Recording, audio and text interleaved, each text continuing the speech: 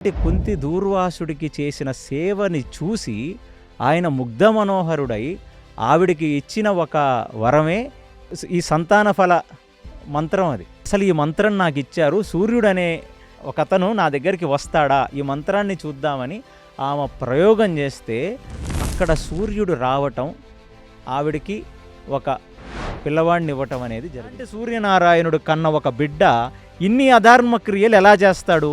ఎందుకంటే కవచ కుండలాలతో పుట్టడం అనేది సహజం కాదని నేను మీకు చెప్పాను. అలాంటి కవచ కుండలాలతో పుట్టిన వ్యక్తి అసురుడైన సహస్ర కవచుడు. చాలామందికి తెలియని విషయం ఏంటంటే, ఏ గురుకులంలో అయితే పాండవ కౌరవులు ఏ గురువు దగ్గర అయితే చదువుకున్నారో అదే గురుకులంలో కర్ణుడు కూడా చదువుకున్నాడు. సూతులనే వాళ్ళు క్షత్రియ పురుషుడికి బ్రాహ్మణ స్త్రీకి పుట్టిన వాళ్లే సూతకులం. కర్ణుడి గురించి మీరు అడిగారు కాబట్టి చెప్తున్నాను. ఆయన భార్యలందరూ సూతకులం వాళ్లే. పరశురాముడిచ్చిన ధనస్సు కర్ణుడి చేతిలో ఉంది, పరశురాముడిచ్చిన రథం కర్ణుడి చేతిలో ఉంది, పరశురాముడిచ్చిన అన్ని అస్త్రాలు అన్ని శస్త్రాలు కర్ణుడి దగ్గర ఉన్నాయి. కానీ వాడు ధర్మబద్ధుడై బ్రతికితే విజయం కర్ణుడిని వహిస్తుంది, వాడు అధార్మికుడై బ్రతికితే ఎన్నటికీ విజయం రాదు. నరకాసురుడు చనిపోతూ నరకాసురుడికి కృష్ణుడి మీద విపరీతమైన కోపం. ఆ కోపాన్ని చేయటానికి వాడు చనిపోతూ వాడు యొక్క అసుర శక్తిని కర్ణుల్లోకి పంపిస్తాడు. అక్కడ కరెక్ట్గా అతను కంప్లీట్ సంధ్యావందన నిత్య నైమిష్టిక కర్మలన్నీ చేసి నిలబడ్డప్పుడు బ్రాహ్మణ వేషధారంలో వచ్చిన ఇంద్రుడు అడుగుతాడు, మీ కవచ కుండలాలు నాకు దానంగా కావాలి అని. అప్పుడు నీళ్లు తీసుకొని తర్పణం వదులుతూ, కవచ కుండలాలు నేను ఇస్తున్నాను. ఆఖరి ప్రయత్నంగా కర్ణుడు పాండవుల వైపొస్తే దుర్యోధనుడు యుద్ధం మానేస్తాడని తెలిసి అడుగుతాడు కృష్ణుడు ఆ ప్రశ్న. దానికి కర్ణుడిచ్చిన ఆఖరి సమాధానం ఏంటి తెలుసా? కృష్ణ, ధర్మం యుధిష్ఠిరుడి వైపు ఉంది, అది నాకు తెలుసు. ఎక్కడ ధర్మం ఉంటే అటువైపు నువ్వుంటావు, అది నాకు తెలుసు. నేను అటువైపు ఉంటేనే యుద్ధం జరుగుద్ది, నేను అటు వదిలేస్తే యుద్ధం జరగదు. నేను అటువైపు ఉండాలి. అప్పుడే ఈ దుష్ట చతుష్టయం, ఈ కౌరవులు మొత్తం నాశనం అవుతారు.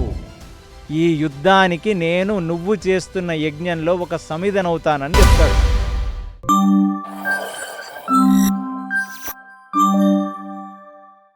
హలో ఎవ్రీవన్, నేను Pavan Kumar Nathavajjula. Welcome to KC talks. నేను కొన్ని సంవత్సరాలుగా ఆధ్యాత్మిక సాధన చేస్తున్నాను.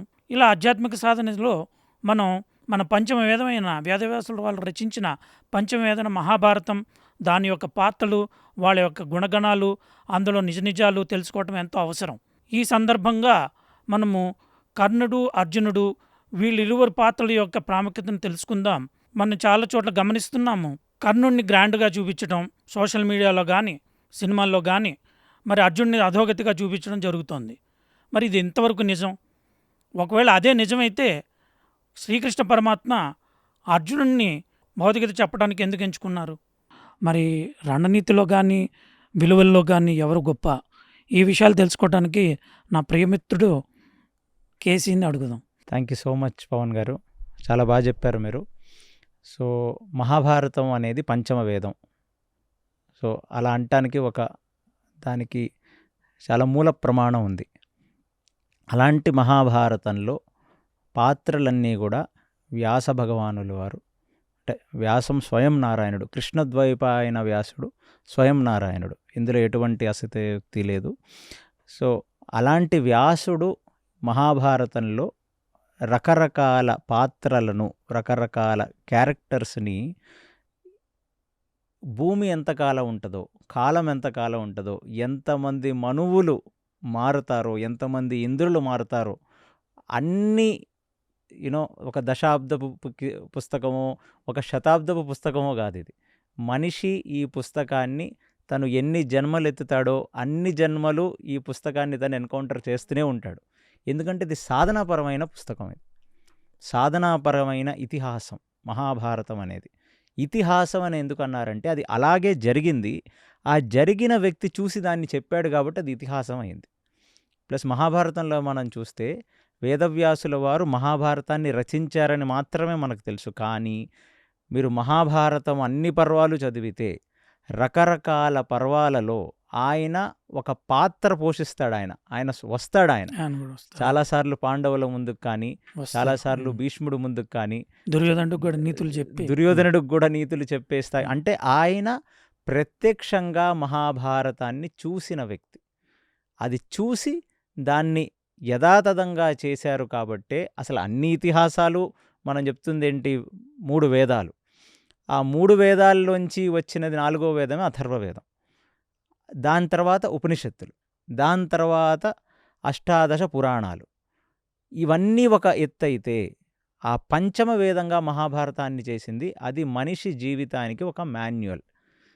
ఎవరు ఎలా ఉండాలో, ఎవరు ఎలా ఉండకూడదో తెలుసుకునేటట్టుగా చెప్పే ఒక గొప్ప పుస్తకం ఈ మహాభారతం.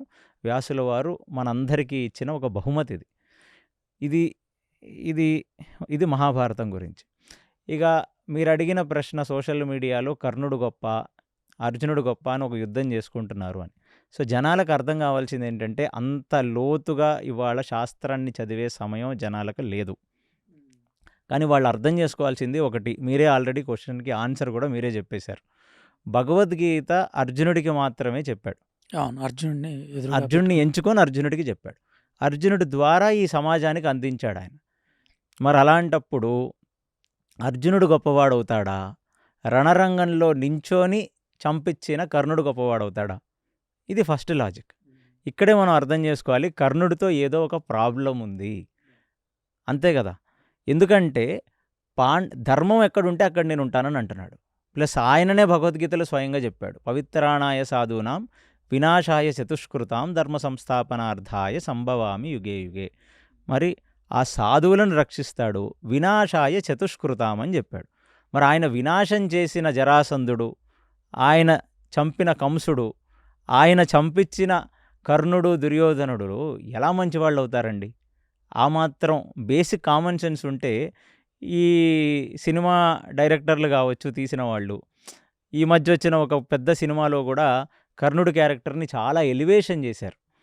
అందులో ఒక పెద్ద హీరోని ఆ పాత్ర పోషించడానికి పెట్టారు. వాళ్ళు అర్థం చేసుకోవాల్సిన ఒక చిన్న బేసిక్ సెన్స్ అంటే, అలాంటి ఒక వ్యక్తి ఉన్నతంగా ఉంటే కృష్ణుడు అధర్మం చెయ్యడు. కృష్ణుడు ఎప్పుడూ అధర్మం చేయడు. కృష్ణుడు అధర్మం చేస్తున్నాడని మీకు అనిపించింది అంటే మీరు ఎక్కడో పొరపాటు పడ్డారని అర్థం. మీరు మళ్ళీ దాన్ని తిరగవేసి ఆలోచించాలని అర్థం. భగవంతుడు ఎప్పుడు అధర్మం చేయడు. ఎందుకంటే ధర్మస్య ప్రభు అచ్యుత, ధర్మానికే ప్రభువు కృష్ణుడు. మరి ఎలాగా చేస్తాడు అది? ఇప్పుడు మనం బేసిక్స్ తెలుసుకుందాం. అసలు చాలామంది జనాలకి చాలా అపోహలు. అంటే కర్ణుడు అనే క్యారెక్టరు నా దృష్టిలో ఎలివేట్ అవ్వటానికి అన్నిటికంటే ఫస్ట్ ఒక మెయిన్ రీజన్ ఏంటి అంటే, కర్ణుడి మీద వచ్చిన సింపతి. తల్లి కని కర్ణుడిని వదిలేసింది అనే ఒక సింపతి. మీరు వెనక్కి తిరిగి చూస్తే అసలు కుంతి ఏ వయసులో కర్ణుడిని కంది, అది మీరు అర్థం చేసుకోవాలి. కుంతి వైభవం ఏమిటంటే, దూర్వాసురుడు కుంతిగారి తండ్రి గారి రాజ్యానికి వస్తే దూర్వాసుడు అనే వ్యక్తి హేమాహేమీలు అతన్ని నిలబడలేరు. దూర్వాసుడు ఎవరో కాదు, స్వయం రుద్రాంశ, శివుడే ఓ రకంగా సన్యాసి వేషంలో ఉంటే ఆయనే దూర్వాసుడు. సింపుల్గా చెప్పాలంటే దూర్వాసురుడికి ఒక తపోశక్తి చాలా ఎక్కువ. రుద్రుడే స్వయం కాబట్టి ఆయన మనిషి యొక్క సహనానికి పరీక్ష పెట్టే ఒక సన్యాసి సాధువులు అనేవాళ్ళు ముక్కోపి, కోపానికో కామానికో వాళ్ళు బద్దులు గారు. వాళ్ళ ఆధీనంలో కోపాలు కామాలు ఉంటాయి. ఆయన ఒక స్పెషల్ పర్పస్ కోసం వస్తాడు. ఆయన ఏమిటి, మన యొక్క టాలరెన్స్ లెవెల్స్ని టెస్ట్ చేస్తాడు ఆయన. నువ్వు భాగవతోత్తముడువో లేకపోతే నువ్వు అన్ని షడ్వర్గాల్ని జయించిన వాడివనో నువ్వు విర్రవీగుతున్నప్పుడు ఆయన నీ ముందుకు వస్తాడు, నీ అసలు తత్వాన్ని చూపిస్తాడు. అలాంటి వాళ్ళు ఎవరి ముందుకు వచ్చినా వాళ్ళని తట్టుకోవడం చాలా కష్టం. అలాంటి వ్యక్తి ఆ దూర్వాసుడు. దూర్వాస మహర్షి ఆ రాజ్యానికి వస్తే ఎవరో ఒకళ్ళు మరి గెస్ట్ ఇన్ రిలేషన్స్ ఉండాలి కదా, వచ్చిన వాళ్ళని ఆతిథ్యం ఇవ్వడానికి, రిసీవ్ చేసుకోవడానికి, వాళ్ళ అన్ని సదుపాయాలు చూడటానికి చిన్న పిల్లైన కుంతినిచ్చాడు వాళ్ళ తండ్రి. అలాంటి కుంతి దూర్వాసుడికి చేసిన సేవని చూసి ఆయన ముగ్ధ మనోహరుడై ఆవిడికి ఇచ్చిన ఒక వరమే ఈ సంతాన ఫల మంత్రం. అది ఎప్పుడైతే నువ్వు ఎవరిని చూసి వాళ్ళ ద్వారా నీకు సంతానం కావాలని నువ్వు అనుకుంటావో నీ చేతిలో వాళ్ళు సంతానం ఇస్తారు అని చెప్పి ఇచ్చిన వరం. అలాంటి ఒక నేర్పు కలిగిన స్త్రీగా కుంతి తన చిన్నతనంలోనే మార్కులు వేసుకుంది. ఆ పని చూసి అంటే దూర్వాసుడు లాంటి వ్యక్తిని అంటే అలాంటి ఒక సన్యాసినే మెప్పించగలిగింది కుంతి. అలాంటి కుంతి మన ఇంటికి కోడలుగా రావాలని కుంతిని తెచ్చుకున్నాడు భీష్ముడు. అంటే ఆ క్రెడిట్ ఎక్కడి వరకు వెళ్తుందో చూడండి. కుంతి సామాన్యురాలు కాదు. అంటే ఇస్కాన్ వాళ్ళు ఒక పెద్ద పుస్తకం రాశారు, ప్రేయర్స్ ఆఫ్ క్వీన్ కుంతి అని. అది చిన్న పుస్తకం, చాలా బాగా అందులో సంక్షిప్తంగా ఆవిడ చేసిన ప్రార్థనలు రాస్తారు వారు. ఆవిడ ఎంత భాగవతోత్తమరాలైతే ఆవిడ ప్రేయర్స్నే ఒక పుస్తకం కింద వేస్తారు. మీరు అది గమనించాలి. సో కుంతి క్యారెక్టర్ అది. ఆవిడ ఔన్నత్యాన్ని మనం గొప్పగా చెప్పక్కర్లేదు. పరశురాముడి శిష్యుడైన భీష్ముడే పొంగిపోయి ఇంటికి కోడలుగా తెచ్చుకున్నాడు ఆమెను. అలాంటి ఆవిడకి ఈ మంత్రం ఇచ్చినప్పుడు ఆవిడ వయసు రజస్వల పూర్వం, ఒక 6-7 సంవత్సరాల చిన్న బాలిక అమ్మాయి. అలాగా ఆ మంత్రాన్ని తను తీసుకోవడం జరిగింది. దాని తర్వాత ఒక సంధ్య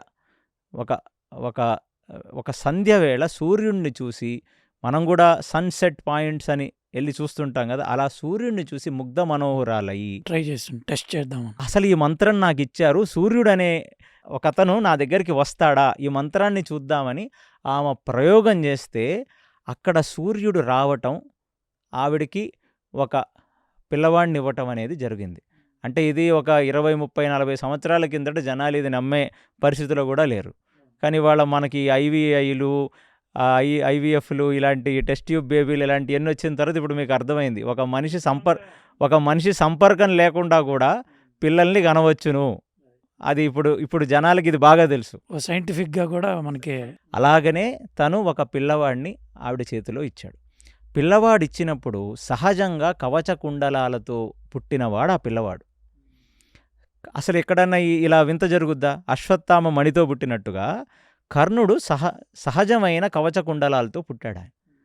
మీకు సింపతి ఇప్పుడు ఏమిటి, తల్లి ఎలా వదిలేసింది అని. అసలు తల్లి వదిలేసిందంటే మీరు నిజంగా వెనక్కి తిరిగి చూసుకుంటే మీకు ఒక సంగతి అర్థమవుతుంది. పాండవులు తన చిన్న వయసులోనే తండ్రి పోయాడు. తండ్రి లేని తల్లిచాటు పిల్లలుగా పెరిగిన వాళ్ళు పాండవులు. ఇక కౌరవులు చూస్తే అటు తల్లి ఇటు తండ్రి ఇద్దరు గుడ్డివాళ్లలాగానే ఉన్నారు. వాళ్ళ ఆలనా పాలన దాసులు చేశారు కౌరవులకి. కర్ణుడిగా దుర్గతే పట్టలేదు. కర్ణుణ్ణి ఒక తొట్టెలో పెట్టి ఒక చిన్న దాంట్లో కనకం, ఆభూషణాలు, వైడూర్యాలన్నీ అమర్చి పిల్లవాడిని అందులో పెట్టి ప్రవాహంలో రక్ష అంటే రకరకాల రక్షలు, అంటే ఒక జంతువు వచ్చి చంపటం కానీ, ఇది తిరగబడి పిల్లవాడు చనిపోవటం కానీ ఇలాంటి ఏమీ లేకుండా, అంటే మీరు అర్థం చేసుకోవాలి, ఆవిడికి సూర్యుడినే స్పృశించే అంత శక్తి ఉంది అంటే ఆవిడికి ఇంకెన్ని మంత్రాలు వచ్చు, టెక్నాలజీ కూడా ఏదో ఉండుంటుంది కదా. పెట్టి ఆవిడ వదిలేస్తే కేవలం ఆ నదీ ప్రవాహంలో ఉన్న ఆ పసిబాలుడు మాత్రమే తను ఒంటరిగా గడిపిన క్షణాలు. ఆమె వదిలేసినప్పుడు, రాధ చేతికి తను దొరికినప్పుడు ఆ కొన్ని క్షణాలో, కొన్ని నిమిషాలో, కొన్ని గంటలో, మహా అయితే ఒక రోజు మాత్రమే తను ఒంటరిగా గడిపాడు. అతనేమీ తల్లిదండ్రులు లేని అనాథగా బ్రతకలేదు ఆయన. వెళ్ళినమ్మటనే రాధ తనని పట్టుకోవటంతో వ్యాస భగవానులు వారు చెప్తున్నారు, మాతృత్వం వచ్చి పాలు పొంగాయి ఆమెకి, పిల్లడికి పాలిచ్చింది. సో పిల్లడికి పాలిచ్చిన తర్వాత అదొక చిన్న రాజ్యం, అంటే ఒక సామంత రాజుల కింద ఉండే ఒక చిన్న రాజ్యానికి వాళ్ళ తండ్రి గారు ఒక రాజు.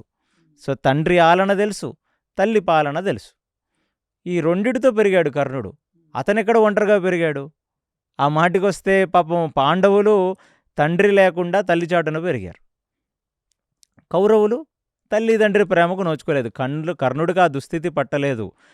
ఇంకా మనం సూక్ష్మంగా చూస్తే, ఏ రోజైతే సూర్యభగవానుడు కుంతికి తన పిల్లవాడినిచ్చాడో, కర్ణుడినిచ్చాడో, అనుక్షణం ఆ కథ నడిపింది సూర్యుడే. ప్రతి క్షణం సూర్యుడే చూసుకున్నాడు తన బాగోగులు. మీరు ఇక్కడ ఉన్నారు, మీ తండ్రి గారిని ఎక్కడో ఉన్నారు, మీకు డైరెక్ట్గా మీ తండ్రి గారు ఇక్కడ కూడా కనపడరు. కర్ణుడికి అలా కాదు, నెత్తెత్తితే తండ్రి కనపడతాడు. మరి అసలు ఏమిటి వాత్సల్యానికి ఏం లోటు జరిగింది కర్ణుడికి? అంత సభావుగా జరిగింది. ఇదంతా సినిమా వాళ్ళు క్రియేట్ చేసిన ఒక షాలో పిక్చర్ ఇదంతే. సో కర్ణుడి మీద జాలి చూపించాల్సిన అవసరమే లేదు. కర్ణుడు చాలా బాగా పెరిగాడు. ఆ మాట కర్ణుడే స్వయంగా కృష్ణుడికి చెప్తాడు. అది నేను ఎప్పుడో తర్వాత చెప్తాను. బట్ కర్ణుడు జన్మ వృత్తాంతం ఇలా జరిగింది. ఇలా ముందుకు సాగుతుంది. తన తండ్రి, తన తల్లి వాళ్ళు బాల్యం అంతా ఉల్లాసంగా నడిచింది. దాని తర్వాత చాలామందికి తెలియని విషయం ఏంటంటే, ఏ గురుకులంలో అయితే పాండవ కౌరవులు ఏ గురువు దగ్గరైతే చదువుకున్నారో అదే గురుకులంలో కర్ణుడు కూడా చదువుకున్నాడు, ద్రోణాచార్యులు వారి దగ్గరే. ఎందుకంటే వీళ్ళదేమి బోర్డింగ్ స్కూల్ అయితే ఆ స్కూల్లో కేవలం పాండవులు కౌరవులు మాత్రమే చదువుకోలేదు. ద్రోణాచార్యుడు ఎప్పుడైతే గురువు అవుదామని అనుకున్నాడో school is open for all. చాలా రాజ్యాల్లో ఉన్న వాళ్ళు వచ్చి చాలామంది పిల్లల్ని జాయిన్ చేశారు, వాళ్ళందరూ చదువుకున్నారు అక్కడ. ఇది కూడా నేను సృష్టించింది కాదు, మహాభారతం క్లియర్గా చెప్తుంది. ఆయన ద్రోణాచార్యుడి దగ్గర ప్రాథమిక విద్యనంతా ద్రోణాచార్యుడి దగ్గరనే అభ్యసించాడు ఆయన. ఈ ప్రాథమిక విద్య అంతా అభ్యసించిన కర్ణుడు తర్వాత పోస్ట్ గ్రాడ్యుయేషన్ చేయడానికి ద్రోణాచార్యుడు గురువు అయిన పరశురాముడి దగ్గరికి వెళ్తాడు. అప్పుడు కూడా వేషం మార్చుకొని వెళ్ళి సో అది చెప్తాను. సో ఇక్కడ ఏంటి, ప్రాథమిక విద్య కూడా ద్రోణాచార్యుడు వాళ్ళ దగ్గర చదివారు. ఆ చదువుకుంటున్న కాలం నుంచి దుర్యోధనుడికి కర్ణుడికి మిత్రత్వం ఏర్పడింది. దేనికంటే కర్ణుడు తండ్రి ధృతరాష్ట్రుడు స్నేహితులు. వాళ్ళ పిల్లలైన కర్ణుడు దుర్యోధనుడు స్నేహితులు, వాళ్ళ భార్యలు స్నేహితులు, తర్వాత వాళ్ళ పిల్లలు స్నేహితులు. ఇది మనం కురుక్షేత్రంలో చూసినప్పుడు మనకు అర్థమవుతుంది. దుర్యోధనుడు పిల్లలు కర్ణుడు పిల్లలు యుద్ధం చేస్తుంటారు, వాళ్ళ మధ్యన సంవాదం అవన్నీ వస్తాయి. అంటే వీళ్ళొక ఫ్యామిలీ ఫ్రెండ్స్. వీళ్ళు సినిమాలో చూపించినట్టుగా కేవలం రాజ్యం ఇస్తే ఆ రాజ్యానికి దాసుడయ్యి దుర్యోధనుడితో మిత్రత్వం ఏర్పడిందనేది అది కేవలం కల్పిత గాథ. వాళ్ళ తల్లిదండ్రులే స్నేహితులు, తర్వాత వీళ్ళు స్నేహితులు, వాళ్ళ భార్యలు స్నేహితులు, తర్వాత వాళ్ళ పిల్లలు స్నేహితులు. ఇప్పుడు అర్ధరాజ్యం ఇచ్చాడు కాబట్టి బాగా లాయల్గా ఉన్నాడు అంటారు. రాజ్యం ఇవ్వటం అనేది మనం మాట్లాడదాం, కానీ అసలు వీళ్ళ మిత్రత్వం అనేది ముందు నుంచి వస్తున్న మిత్రత్వం. అలాగ ద్రోణాచార్యుడి గురుకులంలో వీళ్ళు విద్య అభ్యసిస్తున్నప్పుడు అప్పుడే ద్రోణాచార్యుడు పసిగట్టాడు కర్ణుడిలో ఉన్న ఈ అసూయని అర్జునుడి పట్ల. అందుకనే ఎన్నో విద్యలు మీరు చూసినట్లయితే అర్జునుడికి నేర్పించిన కొన్ని విద్యలు భీముడికి నేర్పించలేదు. మీరు ఇవన్నీ తర్వాత 18 రోజుల యుద్ధ పర్వంలో చూస్తే మహాభారతంలో మీకు అర్థమవుతుంది ఏ అస్త్రాలు ఎవరికి ఇచ్చారు అని. అలాగా అర్జునుడికి కొన్ని అస్త్రాలు ఇచ్చారు. అర్జునుడికి ఇచ్చాడంటే అర్జునుడు ఆ పాత్రత కలిగినవాడు. ఇప్పుడు మీరే గమనించండి, స్కూల్లో అందరూ చదువుకుంటారు. ఒకడు చాలా వినేయంగా గురువుగారండి అని గురువు చుట్టూ తిరుగుతుంటాడు, గురువుగారు చెప్పిందల్లా చేస్తుంటాడు. వాడి మీద ఎంతో కొంత గురువుకి దాన్ని పక్షపాతం అనరు, దాన్ని ప్రేమ అంటారు.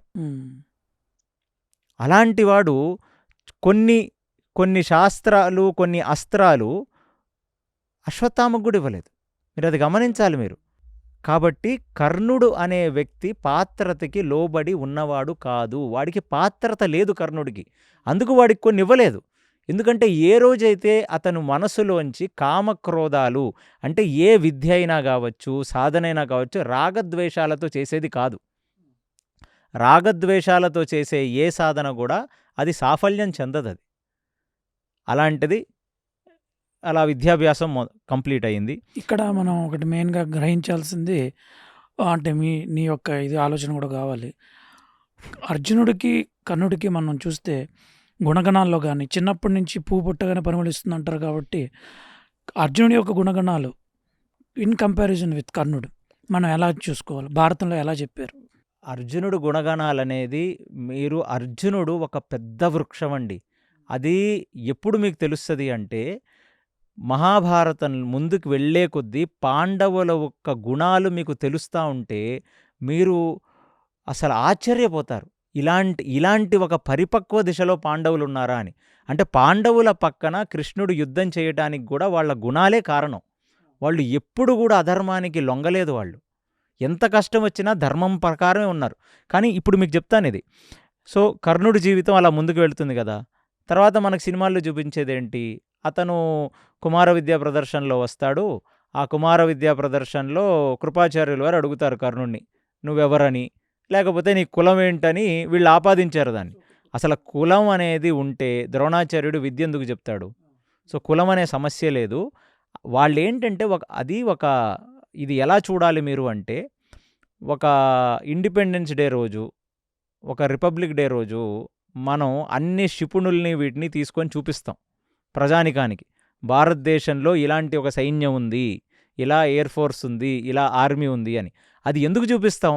ఎందుకంటే ఇక్కడ బ్రతుకుతున్న మనుషులు అమ్మా మన దేశంలో అన్ని రకాల ఆయుధాలు ఉన్నాయి, సెక్యూరిటీ ఉంది, our security is not breached, it's efficient అనే ఒక భావన కలగటానికి, ప్రజల్లో ఒక ఆత్మ విశ్వాసాన్ని కల్పించడానికి, ఒక భద్రతను కల్పించడానికి చూపించే ప్రయత్నమే ఇవాళకి మనం చూస్తున్నాం. కుమార విద్యా ప్రదర్శన కూడా ఇలాంటిది. అంటే భావితరాల వాళ్ళు, ఇలాంటి వాళ్ళు వాళ్ళ విద్యల్ని ఇక్కడ ప్రదర్శిస్తున్నారు. ఈ విద్యలు ఎందుకు ప్రదర్శిస్తారంటే, మీరు రేపటి రోజున ప్రజల్లారా ఇలాంటి ఒక రాజుల చేత మీరు పరిపాలింపబడతారు కాబట్టి మీరు ప్రశాంతంగా ఇంట్లో పడుకోవచ్చు, మీకు ఎటువంటి దోకా లేదనే ఒక యాటిట్యూడ్తో చూపించేది కుమార విద్యా ప్రదర్శన. అందులో మళ్ళీ కర్ణుడికి అర్జునుడిని చూసి జలసి వచ్చింది. వాడు రకరకాల రకరకాల విన్యాసాలు చేస్తున్నాడు శస్త్రాలతో, అస్త్రాలతో, నేను కూడా వీడికంటే బాగా చేయగలను. అంటే ఇక్కడ ఒకడు గొప్ప ఒకడు తక్కువ అని చూపించడానికి చేసింది కాదు ఇది. పాండవులు చూపించింది ఒకటే కాదు, కౌరవులు చూపించారు వాళ్ళ విద్యల్ని. గదా ప్రదర్శన అక్కడ కృపాచార్యుల వారికి అంటే పెద్దలు కాబట్టి వాళ్ళకి అర్థమైంది కర్ణుడి యొక్క మానసిక పరిస్థితి ఏంటి. ఎప్పుడు చూసినా ఒక జలసి, ఒక రాగద్వేషాలతో నేను గొప్పవాడిని నిరూపించాలని అనుకుంటున్నాడు. కానీ అర్జునుడు విద్యా ప్రదర్శన వాడు గొప్పవాడని నిరూపించడానికి చేసింది కాదు. అది జనాలకి నా దగ్గర ఇంత ప్రతిభ ఉంది, మా చేత మీరు పాలింపబడితే మీరు సురక్షంగా ఉంటారని ఒక భరోసా ఇవ్వటానికి. అది అక్కడ కుమార విద్యా ప్రదర్శన ఘట్టం. సో అది అయిపోయింది. దాని తర్వాత మీరు ఇంకొకటి గమనించాలి. ఇప్పుడు అసలు కర్ణుడు క్యారెక్టర్ మొదలయ్యేది ఇప్పుడు, దీని తర్వాత నుంచి మీకు అర్థమవుతుంది. దాని తర్వాత రాజ్యం ఇవ్వటం అనేది 100% రైటు. ఎప్పటికే పరశురాముడి దగ్గర శాపం అవన్నీ వచ్చేసి ఉంటాయి. లేదు, అది దీని తర్వాత. సో ఎందుకంటే వీళ్ళందరూ వైకౌమార దశలో కుమార విద్యా ప్రదర్శన అనేది జరిగేది, గ్రాడ్యుయేటింగ్ సెరమనీ ఇది. సో దీని తర్వాత ఇదంతా మిగతా కథ అంతా వచ్చేది. తర్వాత ఏంటి, రాజ్యం ఇవ్వటం, దుర్యోధనుడు అతనికి అంగరాజ్యం ఇవ్వటం, ఇదంతా తర్వాత వచ్చే ఘట్టాలు. అవి నిజమే, దుర్యోధనుడు కూడా ఆ మిత్రత్వాన్ని కాపాడుకున్నాడు. ఆ మిత్రత్వానికి ఒక రెస్పెక్ట్తో కర్ణుడిని తెచ్చి పక్కన పెట్టుకున్నాడు, కర్ణుడికి రాజ్యం ఇచ్చాడు. కర్ణుడు కూడా ప్రతి విషయంలో దుర్యోధనుడికి ఒక సలహాలు ఇస్తూనే ఉన్నాడు. దాని తర్వాత కర్ణుడు చేసిన ఫస్ట్ తప్పు ఏంటంటే, పరశురాముడు క్షత్రియ ద్వేషి అనేది ఒక చిత్రీకరణ ఉంది. ఆయన క్షత్రియ ద్వేషి కాదు, ఆయన అధార్మికంగా ఉన్న క్షత్రియుల్ని సంహరించాడు ఆయన, అంతే. కానీ మీరు అర్థం చేసుకోవాల్సింది, కురు సామ్రాజ్యంలో ఉన్న మూలమైన భీష్ముడే పరశురాముడి దగ్గర విద్య అభ్యసించాడు. ఎన్నో అస్త్రశస్త్రాలని పరశురాముడే భీష్ముడికి ఇచ్చాడు. అంటే పాత్రత ఉన్న క్షత్రియుడికి ఆయన గురువుగా ఉంటాడు. మరి అలాంటి పాత్రత కర్ణుడిలో ఉందా? తెలుసు, లేదు అని. అందుకు చూడగానే నేను ఫలానా శాఖ బ్రాహ్మణ్ అని చెప్పి అబద్ధం చెప్పి పరశురాముడి దగ్గర విద్యకు చేరతాడు. పరశురాముడికి తెలీదా? పరశురాముడు ఎవరు? స్వయం నారాయణుడు. ఆయనకి తెలీదా? సరే అబద్ధం చెప్పి వచ్చాడు. ఎవరు కాలాన్ని తప్పించుకోలేరు. ఇవాళ అబద్ధం చెప్పినా రేపొద్దున పట్టుబడతారు. అలాంటి ఒక ఘటనే పరశురాముడు మొత్తం విద్య అన్నీ అయిపోయిన తర్వాత కర్ణుడి యొక్క తొడ మీద పరశురాముడు పడుకుంటే అక్కడ ఏదో ఒక ఇన్సెక్ట్ లాంటిది వచ్చింది, ఆయన్ని కరిచింది. అది ప్రవాహంగా రక్తస్రావం జరిగింది. ఆ రక్తం వచ్చి పరశురాముడికి తగిలింది. ఆయన మేలుకున్నాడు. బ్రాహ్మడు అయి ఉండి నీకింత సహనం ఉందా అంటే, ఖచ్చితంగా నువ్వు బ్రాహ్మడివి కాదు, నాకు అబద్ధం చెప్పావని శపించాడు. ఇదంతా వాస్తవమే. కానీ సినిమాల్లో చూపించినట్టుగా ఆ కుట్టిన క్రిమి, ఆ కుట్టిన కీటకం ఇంద్రుడు చచ్చినా కాదు. ఆ కీటకం వెనకాల ఒక కథ ఉంది. ఒక మహా సాధువు యొక్క పత్ని, ఆవిడ ఒక తప్పు చేయటం వల్ల మునివిచ్చే శాపం, నువ్వు ఈ మాంసాల మీద, ఈ గలీజు పదార్థాల మీద, రక్తం మీద, ఆ మలమూత్రాల మీద బ్రతుకుతూ ఉండాలి అని ఆ క్రిమికి వచ్చిన శాపం. అది ఎప్పుడైతే పరశురాముడు ఆ క్రిమిని చూస్తాడో ఆమె శాప విమోచరాలు అవుతుంది. దాని వెనకాల ఒక పెద్ద కథ ఉంది. అంటే మనం ఇప్పుడు అన్ని కథలు చెప్పుకుంటూ పోతే ఇది చాలా పెద్దది అవుద్ది. కాబట్టి అది ఇంద్రుడు కానే కాదు. దానికి వ్యాస విరచిత మహాభారతంలో ప్రామాణికంగా ఉంది. అక్కడ పరశురాముడు ఏం శాపం ఇచ్చాడు? పెద్దవాళ్ళండి ఉత్తగా మీరు అనుకున్నట్టుగా మీ ఊహకి అందని విధంగా ఏమి శాపాలివ్వరు. ఆయనిచ్చింది ఏంటంటే అతనికి ఒకటి అర్థమైంది. అంటే వీడి ఇంటెన్షన్ పాత్రత లేదు. పాత్రత లేనివాడి దగ్గర కత్తో, పాత్రత లేనివాడి దగ్గర గన్నో ఉంటే వాడి వల్ల సమాజానికి ఏదో ఒక ప్రాబ్లం ఉంటుంది. పిచ్చోడి చేతిలో రాయి లాంటిది. అలాంటి పాత్రత లేదు కాబట్టి అతనికిచ్చిన శాపం ఏంటంటే ఎప్పుడైతే నువ్వు అధర్మం వైపు యుద్ధం చేస్తావో, ఎప్పుడైతే నువ్వు రాగద్వేషాలతో ఒక మనిషి ముందుకు వెళతావో నేనిచ్చిన ఏ విద్య నీకు పని చెయ్యదు. అంటే గుర్తుకు రాదు, పని చేయదు. అందుకు ఇదొక పెద్ద శాపం అతని జీవితంలో. పరశురాముడిచ్చిన ధనస్సు కర్ణుడి చేతిలో ఉంది. పరశురాముడిచ్చిన రథం కర్ణుడి చేతిలో ఉంది. పరశురాముడిచ్చిన అన్ని అస్త్రాలు, అన్ని శస్త్రాలు కర్ణుడి దగ్గరున్నాయి. కానీ వాడు ధర్మబద్ధుడై బ్రతికితే విజయం కర్ణుడిని వహిస్తుంది. వాడు అధార్మికుడై బ్రతికితే ఎన్నటికీ విజయం రాదు. ఇది పరశురాముడిచ్చిన ఒక పెద్ద శాపం ఆయనకి. కానీ ఈ శాపాన్ని ఇతను భూమి మీద ఎవరికీ చెప్పలేదు. ఈ శాపం అసలు దుర్యోధనుడికి తెలీదు. ఇది తీసి పక్కన పెడదాం. కానీ భీష్ముడికి తెలుసు అనుకుంటా. అందుకే నువ్వు అర్ధరథుడివి, అతిరథుడు కాదు అది అని చెప్పి కరెక్ట్ పాయింట్. మీరు అదే అర్థం చేసుకోవాలి. అర్ధరథుడు అని ఎందుకు అన్నాడు? ఎందుకంటే భీష్ముడికి తెలుసు. అంటే ఇది ఒక్క ఘటనే కాదు, మీరు మల్టిపుల్ ఇన్స్టెన్సెస్ చెప్తాను. భీష్ముడికి ఆ కంక్లూజన్ ఎందుకు వచ్చిందో. ఇప్పుడు పరశురాముడు శాపం అది ఖచ్చితంగా భీష్ముడికి తెలుసు. ఎందుకంటే భీష్ముడు పరశురాముడు శిష్యుడు కాబట్టి. ఇలా జరుగుతుందా ముందు? ఇప్పుడు నెక్స్ట్ జరిగే అన్నిటికంటే ముఖ్యమైన ఘటన చూడండి మీరు. లాక్షాగ్రహంలో వీళ్ళను పెట్టి కాల్చేయాలి అనే నిర్ణయం తీసుకుంటున్నప్పుడు కర్ణుడు పక్కనే ఉన్నాడు. కర్ణుడు అప్పటికే దుర్యోధనుడితో దుష్ట చతుష్టయం ఫామ్ అయిపోయింది. అది ఆల్రెడీ ఫామ్ అయిపోయింది. దుర్యోధనుడు పక్కన బెల్లం చుట్టూ ఈగలున్నట్టుగా దుశ్శాసనుడు, శకుని, కర్ణుడు ఆల్రెడీ బుద్ధి వక్రీకరించి ఉన్నవాడు దుర్యోధనుడు. పాండవులను ఎలా కొట్టాలి, పాండవులని ఎలా నాశనం చెయ్యాలి అనే ఆలోచనలో ఉన్నవాడు వాడు. అది వక్ర మార్గాల్లోనే. దానికి తోడు ఈ ముగ్గురు కలిసి దానికి తోడై దుష్ట చతుష్టయాలు అయ్యారు వీళ్ళు. అక్కడ కర్ణుడు పాత్ర ఉంది. అప్పుడు మీరు అంత యోగ్యుడు, అంత చాలా ఉత్తముడు అని మీరు అనుకుంటున్నారు కదా. వాళ్ళు తండ్రి చనిపోయి బ్రతకడానికి రాజ్యంలోకి వచ్చిన వాళ్ళు పాండవులు, అంతే కదా. వాళ్ళని ఎలా చూడాలి?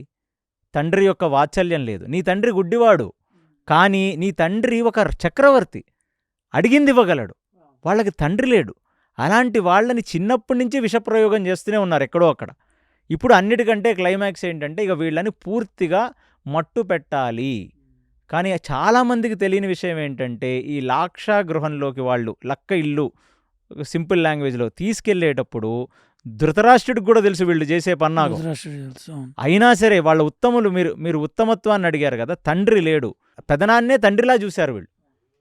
వెళ్ళి ధృతరాష్ట్రుడి కాళ్ళుకి దండం పెట్టి వాళ్ళు వెళ్ళారు వారణావ్రతానికి. ఆ వారణావ్రతంలో జరిగిందే ఒక త్రివిక్రముడు పెద్ద పెద్ద సంబరం జరుగుతుంది ఆ వారణావ్రతంలో. వాళ్ళు చెప్పింది ఏంటంటే మన పూర్వీకులందరూ వారణావ్రతంలో త్రివిక్రముడికి గొప్పగా వైభవం చేశారు, మీరు కురు సామ్రాజ్యం తరపున వెళ్ళండి, అక్కడ ఒక పెద్ద సంబరం జరుగుతుంది, ఆ సంబరంలో మీరు పాల్గొనండి అని పంపించారు వాళ్ళని.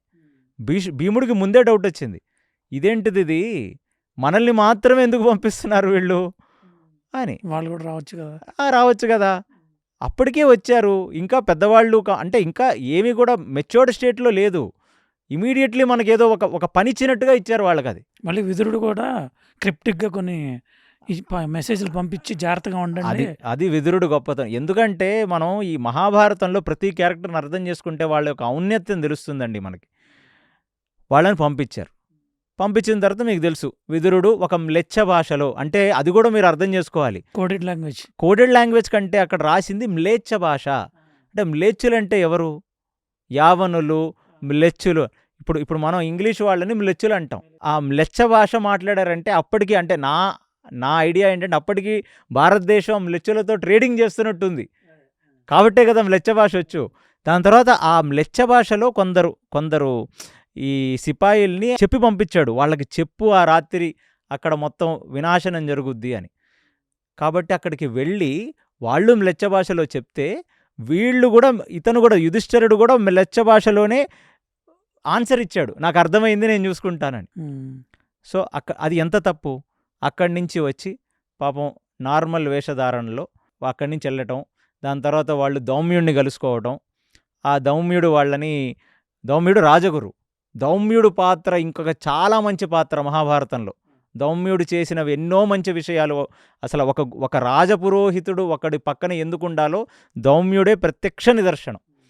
తీసుకెళ్ళటం, తర్వాత పాంచాలి, ద్రౌపది కళ్యాణం జరగటం. అక్కడ బ్రాహ్మణ వేషధారణలో ఎప్పుడైతే అర్జునుడు ఆ స్వయంవరాన్ని గెలిచాడో, చాలా సినిమాలు ఇది చూపించారో లేదో నాకు తెలియదు, అక్కడ ఫస్ట్ యుద్ధం జరుగుద్ది. ముందు ద్రౌపది వద్దన్నట్టు కర్ణుడు అసలు అలాంటివేమీ జరగలేదు. కర్ణుడు గెలవలేకపోతాడా ఆ స్వయంవరం? కర్ణుడు ఖచ్చితంగా గెలవలేడు. అక్కడే మీరు మొదలు చూసుకోవాల్సింది. ఆ మత్స్యంత్రాన్ని కొట్టలేకపోయాడా? మత్స్యంత్రాన్ని కొట్టడం పక్కన పెట్టండి, విల్లు ఎక్కి పెట్టి నారను బిగించాలి ఫస్ట్ కొట్టాలంటే. ఒక్కొక్కడు నారను బిగిస్తున్నప్పుడే దాన్ని బిగించలేక ఎగిరిపోతుంటారు ఒక్కొక్క క్షత్రియుడు. మరి మనకి సినిమాలో ఎలా చూపిస్తారంటే కర్ణుడిని వద్దన్నట్టు ద్రౌపది ముందుగానే ఆయనకు అవకాశం ఇవ్వనట్టు చూపిస్తారు. సినిమాల్లో ఏంటంటే నార్త్ ఇండియాలో కర్ణుడిని నువ్వు సూతకులం వాడివి నేను చేసుకోను అని చెప్పినట్టుగా నార్త్ ఇండియాలో డ్రామాల్లో జరిగింది. మన సౌత్ ఇండియాలో ఏంటంటే కృష్ణుడు ఏదో ఫ్లూట్ ఇసిరేశాడు, అందుకు కర్ణుడు మత్స్యయంత్రాన్ని కొట్టలే. శుద్ధ అబద్ధం, అలాంటిది ఏది మహాభారతంలో లేదు. నిజమేంటి మరి? నిజమేమిటంటే అసలు కర్ణుడు అంటే ఇక్కడే మీకు లాజిక్ చెప్తాను. కర్ణుడు భార్యలందరూ సూతకులం వాళ్ళే. ఇది మీరందరూ రీసెర్చ్ చేయండి. ఎప్పుడు ఒక క్షత్రియ స్త్రీని కర్ణుడు పెళ్లి చేసుకోలేదు. మీరు అనుకున్నట్టు సూతులనే వాళ్ళు క్షత్రియ పురుషుడికి బ్రాహ్మణ స్త్రీకి పుట్టిన వాళ్లే సూతకులం. రాజులు వెనకాల నిలబడి రాజాదిరాజ, రాజగంభీర, రాజమార్తాండ్, పారాహుషార నరుస్తూ కొందరు కనపడతారే వాళ్ళు సూతులు. వీళ్ళు స్నానాలు చేస్తున్నప్పుడు వీళ్ళ అభ్యంగ స్నానాలకి పక్కన నించోబెట్టి వాళ్ళు కూడా పారాయణం చేస్తారు. మనం అనుకుంటున్నట్టుగా జలక్రీడలు అవి చేస్తున్నప్పుడు పక్కన నించొని ఏదైనా పాటలు పాడటం, వాళ్ళకి హెల్ప్ చేయటానికి మొత్తం క్షత్రియుల పక్కనే ఉంటారు ఈ సూతకులం వాళ్ళు. అదేదో మీరు ఆ సినిమాలో ఏమనుకొని వాళ్ళు చూపించారో నాకు అర్థం కాలేదు. కానీ ఒకడు కాదు, చాలామంది సూతులు ఉన్నారు ఆ రాజ్యంలో. తర్వాత చెప్తాను మళ్ళీ ఇంకొక సూతుడు ఎలా వస్తాడు ఇందులోకి అనేది. ఆ సూతం అనేది ఒక కులం అంతే. బ్రాహ్మణ, క్షత్రియ, వైశ్యలాగా సూత. అదేమీ మీరు అనుకుంటున్నట్టుగా ఏదో ఒక చాలా బడుగు బలహీనమైనది ఏమీ కాదు అది. ఫస్ట్ ఆఫ్ ఆల్ అది కాకపోతే అక్కడ కర్ణుడి గురించి మీరు అడిగారు కాబట్టి చెప్తున్నాను. ఆయన భార్యలందరూ సూతకులం వాళ్లే. ఆయన ఎప్పుడు కూడా ఒక క్షత్రియ స్త్రీని పెళ్లి చేసుకోవాలని అనుకోలేదు. అతను పార్టిసిపేట్ చేశాడు పాంచాల రాజు ప్రకటించిన స్వయంవరంలో. ఎవరి కోసం? పాంచాలిని గెలుచుకొని దుర్యోధనుడికి ఇద్దామని పార్టిసిపేట్ చేశాడు. ఇలా కూడా వచ్చాడా? 100%. స్వయంవరంలో ఉన్న అమ్మాయిని తీసుకెళ్లిపోవడం భీష్ముడి కథలో చూసాం. అంబాలిక అప్పుడు పెళ్లిలోంచి తీసుకెళ్లిపోయే వృత్తాంతం కృష్ణుడి ఘటనలో చూసాం. కాబట్టి ఏమైనా క్షత్రియ ధర్మం పార్టిసిపేట్ చేయడం, తర్వాత ఎవరికి ఇవ్వాలి ఏంటి అనేది కూడా వాడు నిర్ణయించవచ్చు. ఎందుకని మత్స్యంత్రం కొట్టలేకపోతాడు? మత్స్యయంత్రం కాదు, విల్లు ఎక్కిపెట్టి నార బిగించలేకపోతాడు అతను కర్ణుడు. అక్కడ ఈ బ్రాహ్మణ వేషధారుల్లో ఎప్పుడైతే అర్జునుడు గెలుస్తాడో ఉన్న క్షత్రియులందరికీ కోపం వస్తుంది. అంటే ఈ ద్రుపదుడు కావాలని మన క్షత్రియులని అవహేళన చేయటానికి కొందరు బ్రాహ్మల్ని పిలుచుకొని వచ్చి, ఇది ఆల్రెడీ లీక్ అయిన పేపర్, ఇది మ్యాచ్ ఫిక్సింగ్, ఇది మమ్మల్ని ఓడించారనే ఆలోచనలో ఉంటారు వాళ్ళు. అందుకు అక్కడ యుద్ధం జరుగుద్ది. మీకు తెలుసు, దాని తర్వాత ఒక పెద్ద యుద్ధం జరుగుద్ది. యుద్ధం జరుగుతున్నప్పుడు అంటే మీరు ఇంకొకటి అర్థం చేసుకోవాల్సింది ఏంటంటే, అంతకుముందు ఈ దుష్ట చతుష్టయం పన్నిన ఈ పన్నాగంలో పాండవులు చనిపోయారనుకొని వాళ్లకు అంతిమ కర్మలు, పిండ ప్రదానాలు 13వ రోజు కూడా చేసేస్తుంది మొత్తం కురు సామ్రాజ్యం. అంతే కదా, చచ్చిపోయిన వాళ్ళకి చెయ్యాలి కదా. తెలుగుగా ఇంకో 5గురిని పెట్టేళ్తారు కదా, ఇవరు కాలిపోయిన వాళ్ళు వీళ్ళు అనుకుంటారు మిగతా వాళ్ళందరూ. అది మంచి ఘటన అది కూడా. సో రాజలాంఛనాలతో వాళ్ళని తీసుకెళ్లి ప్రయాగలో వాళ్ళ పిండ ప్రదానాలు అవన్నీ చేసి ప్రశాంతంగా వస్తారు ఈ సంవత్సరానికి. అక్కడ చూసిన ఈ 5గురు వాళ్ళని, ఈ బ్రాహ్మణ వేషంలో ఉన్న పాండవులని చూసి, అది దౌమ్యుడితో చూసి వాళ్ళకి కించిత్ అనుమానం రాదు వీళ్ళు పాండవులని. కానీ ఆ యుద్ధంలో మళ్ళీ అందరూ స్పష్టంగా గమనించాలి, ఆ యుద్ధంలో కర్ణుడు అర్జునుడి చేతిలో ఓడిపోతాడు. వాడి మొదటి ఓటమి అక్కడే. ఎందుకంటే మహాభారతంలో క్లియర్గా రాసుంది, వాడు ఆ బ్రాహ్మణుడి వేషధారణలో ఉన్న అర్జునుడి నుంచి అడుగుతాడు, ఎవరు నువ్వు, ఏమిటి ఈ పరాక్రమమైన యుద్ధం, ఒక ఇంద్రుడొచ్చి యుద్ధం చేస్తున్నట్టుగాను, ఒక శివుడొచ్చి యుద్ధం చేస్తున్నట్టుగాను ఉంది ఇది, ఏమిటి నీ రహస్యం అని అడుగుతాడు. అక్కడే అతను ఓడిపోతాడు. అది ఫస్ట్ భీష్ముడి మైండ్లో అది స్టోర్ అవుతుంది. అమ్మ వీడు, ఎందుకంటే అతను మీరు అన్నట్టు అర్ధరథి అంటారు కదా, అప్పుడు ఫస్ట్ తీసుకొచ్చే పాయింట్ భీష్ముడు అదే. నువ్వు మాట్లాడకు, నువ్వు రకరకాల సార్లు ఓడిపోయావు అసలు అర్జునుడి చేతిలో. ఎందుకంటే నువ్వు మధ్యలో పారిపోతావు అని కూడా చెప్తాడు. పారిపోయాడు, ఆ ఘటన కూడా చెప్తాను ఇప్పుడు. సో అక్కడ అర్జునుడిని ఫస్ట్ టైం కర్ణుడు ఓడించలేక, అందుకనే వాళ్ళు రాజీ చేసుకున్నారు. వాళ్ళే లేకపోతే బ్రాహ్మణుల్ని చంపేసేవాళ్లే. అలాంటిది ఇదేం అర్థం కావట్లేదు, ఇది ఇంతమందితో యుద్ధం చేసి అందరూ ఓడిపోయి ఇంటికి వెళ్ళిపోతారు. వెళ్ళిపోయిన తర్వాత అప్పుడు ద్రుపదుడిని పంపిస్తాడు. ఎందుకంటే ద్రుపదుడికి కూడా ఇష్టం లేదు, బ్రాహ్మణులకిచ్చి ఎందుకు పెళ్లి చేస్తాం, అంత అపురూపంగా పెంచుకున్న, అగ్నిలోంచి సంభవించిందండి పార్వతి అంశ, ఆవిడ నార్మల్ మనిషి కాదు ద్రౌపది, సచీదేవి అంశ. దీనికి మల్టిపుల్ కథలున్నాయి, ఆవిడ రకరకాల అంశాలు ఉన్నారు. బట్ ఆవిడ అన్నిటికంటే ముందు చెప్పాలంటే ఖచ్చితంగా సచీదేవి అంశం, మీరు చెప్పింది రైటే. సో అలాంటి ఒకళ్ళని ఎలా ఇస్తారు బ్రాహ్మణులకి, దృష్టద్యుమ్నుడిని పంపిస్తాడు. ఇదేదో తేడాగుంది, ఇది వీళ్ళెవరో గమనించి నాకు వచ్చి చెప్పమని పంపిస్తాడు. సో ఇదొక వృత్తాంతం. అంటే మనం మహాభారతం మాట్లాడుకుంటున్నప్పుడు వీటన్నిటిని కూలంకుషంగా మాట్లాడదాం. ఇప్పటికీ అక్కడ మొదటిసారి ఓడిపోయాడు కర్ణుడు, ఓడిపోయాడు. 2 ఇక్కడ గమనించాల్సింది 2 రకాలుగా ఓడిపోయాడు. పరాక్రమంలో అంటే యుద్ధం వేలర్లో, గుణగణాల్లో కూడా ఓడిపోయాడు. గుణగణాల్లో ఆ లాక్షాగృహం అప్పుడు ఎప్పుడైతే దుష్ట చతుష్టయంతో ఒకటై వీళ్ళని చంపేద్దాం కాల్చేసని అనుకున్నాడో అక్కడే మోరల్గా ఓడిపోయాడు. ఎథికల్ వాల్యూస్ అంటాను చూడు, లోవర్ ఎథికల్ వాల్యూస్. 2 పాంచాలిని జయించలేక ఎప్పుడైతే ధనస్సు సరిగ్గా నిలబెట్టలేకపోయాడో ఓడిపోయాడు. తర్వాత మారువేషంలో ఉన్న అర్జున్ని జయించలేక ఓడిపోయాడు. ఇది ఇలాగైంది. నెక్స్ట్ వచ్చేదేంటి, వాళ్ళు పాండవులు రాజ్యానికి రావటం, వాళ్ళకి ఇంద్రప్రస్థం ఇవ్వటం. వాళ్ళు అది కూడా ఏంటి, వాళ్ళేమి కావాలని ఇవ్వలేదు, ఆల్రెడీ కొట్టుకున్నాం, మేమే మిమ్మల్ని చంపామన్న సంగతి మీకు అర్థమైపోయింది. ఒకళ్ళ మొక్కళ్ళు చూసుకుంటూ ఒకళ్ళు ఇదే రాజ్యంలో బ్రతకడం దేనికి, మీరు పక్కన వేరే ఇల్లు పెట్టుకోండి ఇస్తామని పరమ పావనమైన భూమి వాళ్ళు తీసుకొని, ఆ ఇంద్రప్రస్థం అనేది అది శాపగ్రస్తమైన భూమి, అది బ్యారన్ ల్యాండ్, ఎడారితో సమానం. ఒక ఋషి శాపం ఉంటుంది అందులో. అలాంటి ఒక భూమిని వాళ్ళకిస్తే వాళ్ళు దాన్ని వైభవోపేతంగా తయారు చేస్తారు. తర్వాత వాళ్ళని పిలవటం, వాళ్ళని పిలిచి మళ్ళీ పాచికలాడమనటం. ఒక రాజువి నువ్వు ఇప్పుడు. రాజసూయాగంలో కర్ణుడు ఉంటాడా, రాజసూయాగంలో కర్ణుడు? అది చెప్తాను నేను మీకు. అంటే అది అక్కడ ఉంటాడు. బట్ నేను ఇక్కడ చెప్తుంది ఏంటంటే, మీకు మహాభారతం ఎలా అయితే ముందుకు వెళుతుందో అక్కడక్కడ కర్ణుడి క్యారెక్టర్ని నేను డీకోడ్ చేసుకుంటూ వెళ్తున్నాను మీకు. సో ఇంద్రప్రస్థంలో వాళ్ళు రాజ్యంలో ఉంటే అప్పుడు ఒక మెసేజర్తో పంపిస్తారు. ఏంటి, ఇప్పుడు నువ్వొక రాజ్యం, నీకొక చిన్న రాజ్యం ఉంది, నాకొక రాజ్యం ఉంది, ఒక రాజు ఇంకొక రాజుని పాచికలాడడానికి పిలుస్తాడు. అలా పిలిచినప్పుడు ఓడిపోతే ద్రౌపదిని ఫస్ట్ తీసుకురమ్మని చెప్పిన వేస్ట్ ఫెలో కర్ణుడు.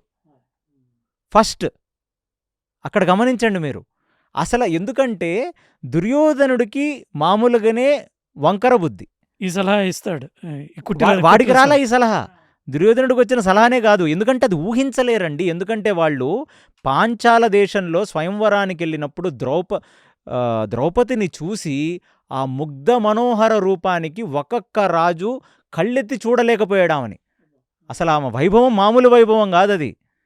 సచీదేవి అంటే ఏం వైభవం అండి, అది మామూలు వైభవం. మనలాంటి వాళ్ళు అసలు చూస్తేనే కళ్ళు తిరిగి కింద పడిపోతాం. అలాంటి ఆమెని తీసుకొని వచ్చి సభలో వివస్త్రురాల్ని చెయ్యాలన్న దురుద్దేశం, అలాంటి నీచపు ఆలోచన కర్ణుడికి వచ్చిందంటే, జయద్రథుడు ఎత్తుకుపోయిన జయద్రథుడు ఎలాంటి వాడో, జయద్రథుడు అంటే తెలుగు వాళ్ళకి సైంధవుడు ఎలాంటి వాడో, విరాట పర్వంలో వచ్చిన కీచకుడు ఎలాంటి వాడో, కర్ణుడు అదే జాతికి చెందినవాడనేది ఈ ఒక్క ఇన్సిడెంట్ ప్రూవ్ చేస్తుంది. మరి వాడిని ఎంత అర్జునుడి కంటే గొప్ప అని అసలు ఎలాగా కంపారిజన్ చేస్తారు? నాకు అర్థం కాని విషయం ఇది. అసలు అర్జునుడి కంటే గొప్ప అనేది ఏ యాంగిల్లో కూడా, అంటే పందికి నందికి ఉన్నంత తేడా ఉంది కర్ణుడికి అర్జునుడికి. అలాంటిది ఒక ఆలోచనని తీసుకొని వచ్చి ఇక్కడ మీకు ఒక ఘటన చెప్తాను నేను. ఆయనకి ఎందుకు వచ్చింది అలాంటి ఆలోచన? అసలు ఎందుకు వచ్చిందంటే అది నేను మీకు డీకోడ్ లాస్ట్లో చేస్తాను. ఎందుకంటే దుష్ట చతుష్టయంలో ఒకడు. ఎవడైనా ఒక స్నేహితుడిని పక్కన పెట్టుకుంటే నీ బుద్ధి వక్రీకరించినప్పుడు, బాబు పవన్ అలా ఆలోచించడం తప్పునా, ఇది ధర్మం కాదు, మనం ఇలాంటి పని చెయ్యకూడదని పక్కనుండేవాడు స్నేహితుడవుతాడు. వాడితో పాటు వీడు కూడా చేరి ఇద్దరం కలిసి అది కూడా అన్న భార్య వీడికి. అన్న పంచమహాపాతకాలం లాంటిదండి అది.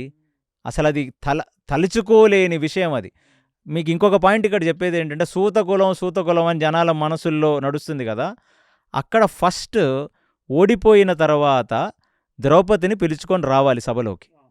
ఆ పిలుచుకొని సభలోకి రావటానికి అక్కడ ఒక సూతుడే ఉంటాడు. నేను చెప్పాను చాలామంది సూతులు ఉంటారండి వీళ్ళ కింద, ఈ రాజుల కింద అన్నాను కదా. అతని పేరు ప్రేతగామి.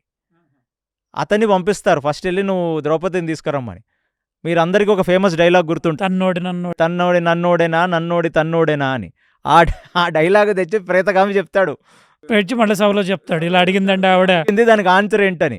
అప్పుడు వాడిని తిడతాడు దుర్యోధనుడు, అరే సూత నువ్వు కూర్చో, నిన్ను పంపించడం నాది బుద్ధి తక్కువ, దుశ్శాసనాన్ని వెళ్ళి తీసుకురమ్మంటాడు. క్వశ్చన్ లేవు ఇంకా.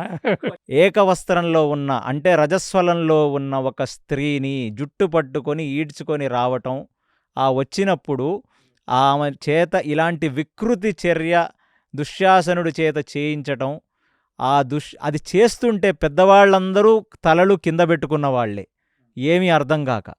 కొద్దో గొప్ప ప్రతిఘటించిన వాడు వికర్ణుడు. విదురుడు లేచి వెళ్ళిపోయాడు. విదురుడు ఎలాగో మనం చెప్పింది వీళ్ళు ఎనిసావట్లేదు, వీళ్ళ సావు వీళ్ళే తెచ్చుకుంటున్నారు, విదురుడు వెళ్ళిపోయాడు. అశ్వత్థామ బ్రహ్మచారండి, అతను ఇలాంటి చోటు ఉంటాడు బ్రహ్మచారి. ఇప్పుడు అశ్వత్థామ కూడా వెళ్ళిపోయాడు. వాకౌట్ ఇవన్నీ కొన్ని అంటే ఇంకా ఎంతోమంది ఋషులు వెళ్ళిపోయారు అక్కడి నుంచి. ఎందుకుంటారు వాళ్ళు ఇలాంటి దాంట్లో? సో ప్రతిఘటించిన వాడంటే వెళ్ళిపోయిన వాడు కూడా అశ్వత్థామ. అంటే ఉండను బ్రహ్మచర్యం పాటించేవాడిని, నాకేం సంబంధం ఇక్కడ. వెళ్ళిపోయాడు, విదురుడు వెళ్ళిపోయాడు. వికర్ణుడు అడిగాడు ఇది కరెక్ట్ కాదేమో అన్నా ఒకసారి ఆలోచించమని. అందుకు ఆఖరి ఘట్టంలో కురుక్షేత్రంలో వికర్ణుణ్ణి చంపినప్పుడు భీముడు కళ్ళమట నీళ్ళు వస్తాయి. చెప్తాడు, ధర్మం ఉందిరా నీలో, ఇది యుద్ధం కాబట్టి నేను నిన్ను చంపుతున్నాను. ఎందుకంటే 100 మంది కౌరవులందరినీ భీముడే చంపాడు. సో అలా వికర్ణుడు కూడా చంపుతున్నప్పుడు అంటాడు, చాలా ధర్మం ఉంది నీలో, నిలబడ్డావు, తన అన్నకి ఎగెయిన్స్ట్గా నిలబడ్డావు అని చెప్పి ఆ ఎమోషన్ చూపిస్తాడు. సో వికర్ణుడు అడుగుతాడు ఇది వద్దు అని, అంతే. సో ఇక్కడ ఈ ఒక్క ఘటన ద్వారా మీకు కర్ణుడి యొక్క వైభవం పూర్తిగా మీరు అర్థం చేసుకోవాలి. 2 ఇది అయిపోయింది. దాని తర్వాత మళ్ళీ వాళ్ళని పిలిచారు, మళ్ళీ వాళ్ళ చేత మళ్ళీ జూదం ఆడించారు. ఈసారి ఏకంగా 12 సంవత్సరాల అరణ్యవాసం, 1 సంవత్సరం అజ్ఞాతవాసం అయిందా. ఇక్కడ మీకు ఇప్పుడు చెప్తాను అర్ధరథి అని ఎందుకన్నాడు భీముడు. ఎందుకంటే వాళ్ళు రాజ్యం ఓడిపోయి ఆకులు అలములు కోసుకుంటూ భీముడు పనసపొట్టును దోసకాయ కూరలు వండుకుంటున్నారు. వీళ్ళు వాళ్లకు కాలేటట్టుగా వాళ్ళ ముందుకు వెళ్ళి ఈ గంగా తీరంలో మనం ఒక పెద్ద పార్టీ చేసుకుందాం, అది చూసి వాళ్ళు కుళ్ళుకొని చావాలి అని చెప్పి మళ్ళీ ముదనష్టపు ఐడియా ఇచ్చినవాడు కర్ణుడే.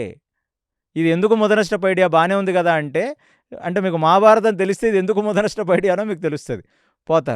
పోయిన వాళ్ళు ప్రశాంతంగా ఉంటారా, ఆ గంగ ఒడ్డున వాళ్ళు టెంట్లు గింట్లు వేసుకుంటే అక్కడ గాంధర్వ స్త్రీలు కనపడతారు. మరి ఈ దుష్ట చతుష్టయంలో ఉన్న దుష్టులు ఊరుకుంటారా? ఇందులో దుర్యోధనుడు పోయి అక్కడ ఒక గాంధర్వ స్త్రీని ముట్టుకుంటాడు, పెద్ద పెంట చేస్తారు గాంధర్వులు.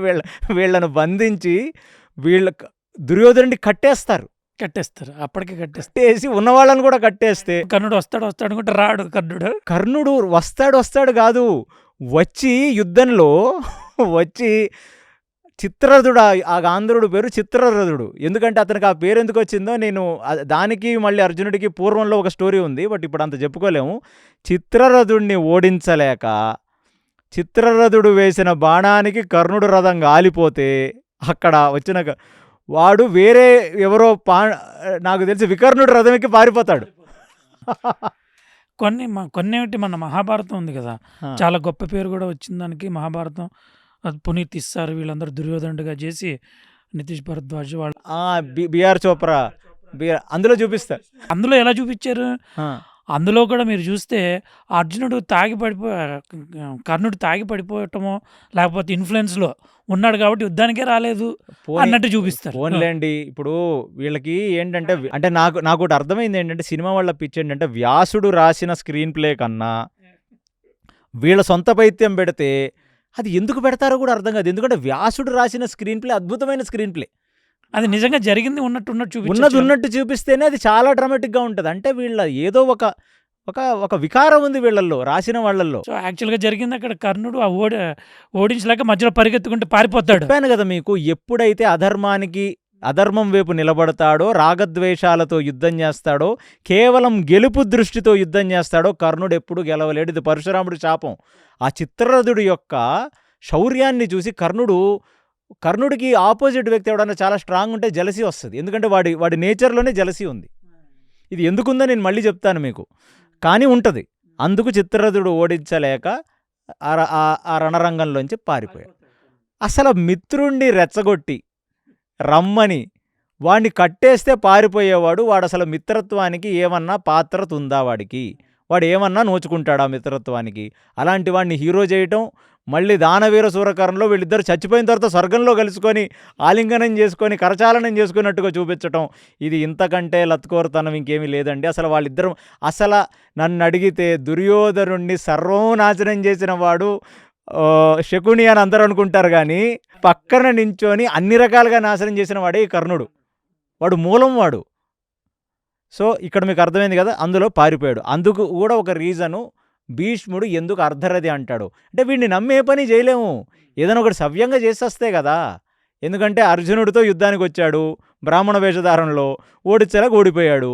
రెండోది చిత్రరథుడు, అంటే రాజు కష్టంలో ఉన్నప్పుడు పారిపోవటం ఏమిటి? సిగ్గున్నోడైతే దుర్యోధనుడు అప్పుడే చచ్చిపోవాలి. కానీ అదొక వింత. మళ్ళీ ఏం జరిగిందంటే దుర్యోధనుడు ఆ రాత్రి సమస్త దానవులు రాక్షసులందరూ అతన్ని కింద లోకాలకు తీసుకెళ్ళి, నాయనా నువ్వు ప్రాణత్యాగం చేయకూడదు, ఎందుకంటే భీముడు అర్జునుడు వచ్చి కాపాడాడు వాళ్ళని. అది కూడా ధర్మరాజు పంపిస్తే అంటే అక్కడ కూడా మంచి డైలాగ్ ఉంటుంది, ఒక ధర్మం. బయట వాళ్ళకు మనం 105 అంటే బయట వచ్చిన వ్యక్తుల ముందు మనం 105, మనకు వాళ్ళు 100 మంది, మనం 5. ఇదే లాజిక్. సో అప్పుడు కింద ఈ రాక్షసులు వీళ్ళందరూ దుర్యోధనుని కిందకు తీసుకెళ్ళి, ఆ కింద లోకాలకు తీసుకెళ్ళి, అధోలోకాలకి, నాయనా ఇది నీకు మాత్రమే జరుగుతున్న యుద్ధం కాదు, ఫ్యూచర్లో ఒక పెద్ద యుద్ధం వస్తుంది, ఆ యుద్ధంలో మొత్తం రాక్షసులందరం నీ వైపు నుంచి యుద్ధం చేసి దేవతలను ఓడిద్దాం, కాబట్టి నువ్వు బ్రతకడం నీకంటే ఎక్కువ మాకు అవసరమని వాడిని కన్విన్స్ చేసి మాయ చేసి పంపిస్తారు. లేకపోతే దుర్యోధనుడి క్యారెక్టర్ ఏంటి తెలుసా, వాడేమో ఇలా శౌర్యంగా నిలబడే క్యారెక్టర్ కాదు. మహాభారతంలో కనీసం ఒక 5-6 సార్లు సూసైడ్ అటెంప్ట్ చేసుకోవటానికి ముందుకొచ్చి నిలబడతాడు. మాట్లాడితే కట్టెలు వేర్చండి, దాని మీద నేను పడుకుంటానని బ్లాక్మెయిల్ చేస్తూనే ఉంటాడు. శౌర్యుడు ఎవడన్నా, శూరుడు, ఒక మగవాడు ఎవడన్నా చేసే పనేనా ఇది? సో వీళ్ళందరూ ఏంటంటే పూర్తి మగవాళ్ళు కాదు వీళ్ళు. దుర్యోధనుడు కానీ కర్ణుడు కానీ వీళ్ళు సగం మగవాళ్ళు మాత్రమే. అసలు పూర్తి ఆల్ఫా మేల్స్ అంటారు వాళ్ళు పాండవులు. ఈ ఘటన అయిపోయిందా? ఇక్కడ చిత్రరథుడి స్టోరీలో జంపు, కర్ణుడు అయిపోయింది.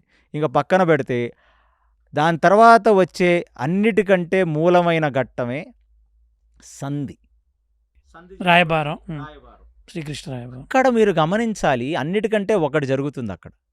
ఇక్కడ కర్ణుడి యొక్క రియల్ క్యారెక్టర్ డీకోడింగ్ అనేది లేదు. అసలు సంధి కంటే ముందు జరిగేది ఒకటి చెప్తాను మీకు, ఉత్తర గోగ్రహణం. అది చూడండి మళ్ళీ.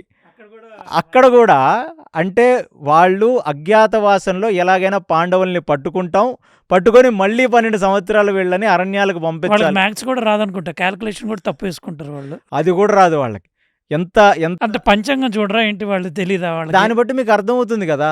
వాళ్ళు రోజు సంధ్యావందనం చేసుకుంటారు, సంకల్పం చెప్తారు కదా. అది కూడా డౌటే, సంధ్యావందనాది క్రియలు ఏం సరిగ్గా చేసినట్టు లేరు వాళ్ళు. బట్ నేను మామూలుగా అంటే ఇది మనం కామెడీగా అనుకున్నా ఖచ్చితంగా క్యాలిక్యులేషన్ రాదు వాళ్ళకి. అధిక మాసం చూసుకోలేదో ఏదో అయింది అక్కడ.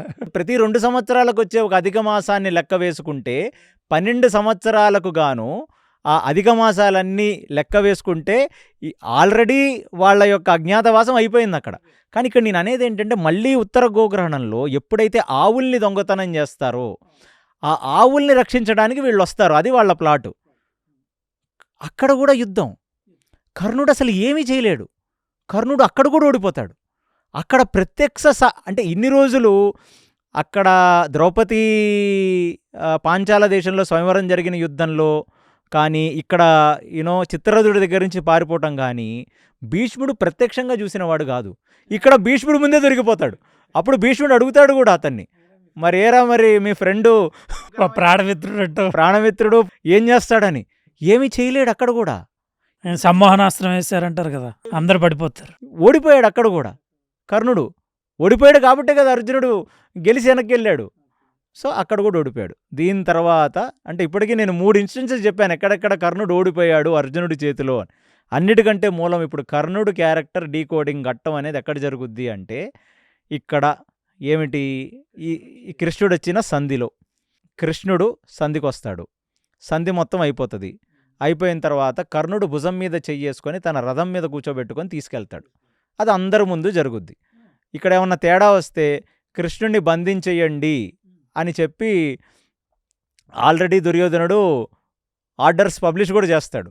కానీ వాడికి కూడా అర్థం కాదు, ఎవడెవడినో తీసుకెళ్ళాలి, నా మిత్రుడిని ఎందుకు తీసుకెళ్తున్నాడని నివ్వరపోయి చూస్తుంటే అక్కడ కర్ణుడికి చెప్పిన మాటలు మనకి కర్ణుడి క్యారెక్టర్ ఏంటో తెలుస్తాయి. ఇదొక్కటే సిచ్యువేషన్. కృష్ణుడు కర్ణుడిని ఒక క్వశ్చన్ అడుగుతాడు, నువ్వు అన్నీ చేస్తున్నావు, నేను గమనిస్తూనే ఉన్నా. ఓకే, నీ లోపల ఒకడున్నాడు, వాడు నాకు తెలుసు, నేను వాడితో మాట్లాడాలని అనుకుంటున్నాను అని అడుగుతాడు.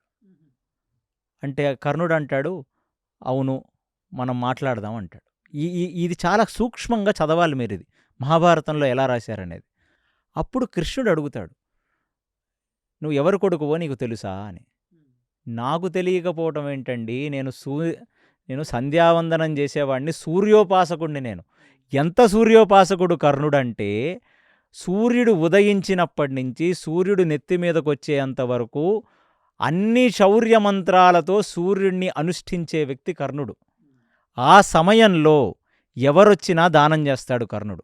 ఎందుకంటే ఒక బ్రాహ్మడు, ఒక క్షత్రియుడు తన యొక్క అనుష్ఠాన, తన యొక్క సంధ్యావందనాది నిత్య నైమితిక కర్మలు చేసేటప్పుడు వచ్చి అడిగినప్పుడు తన దగ్గర ఉన్నదాన్ని ఇవ్వటం వాడి సాధనా బలాన్ని పెంచుతుంది.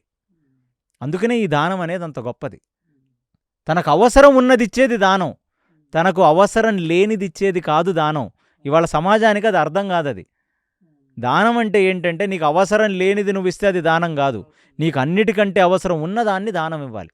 ఈ ఘట్టం ఎక్కడ జరుగుద్దంటే, సూర్యుడు ఆయనకి ఆయన నిత్యం కనబడే సూర్యుడు ఆ పలానా రోజు వచ్చి, రేపు పొద్దున్న ఇంద్రుడొస్తాడు నీ కవచకుండలాలు దానంగా అడగటానికి, నాయనా ఇవ్వద్దు అంటాడు.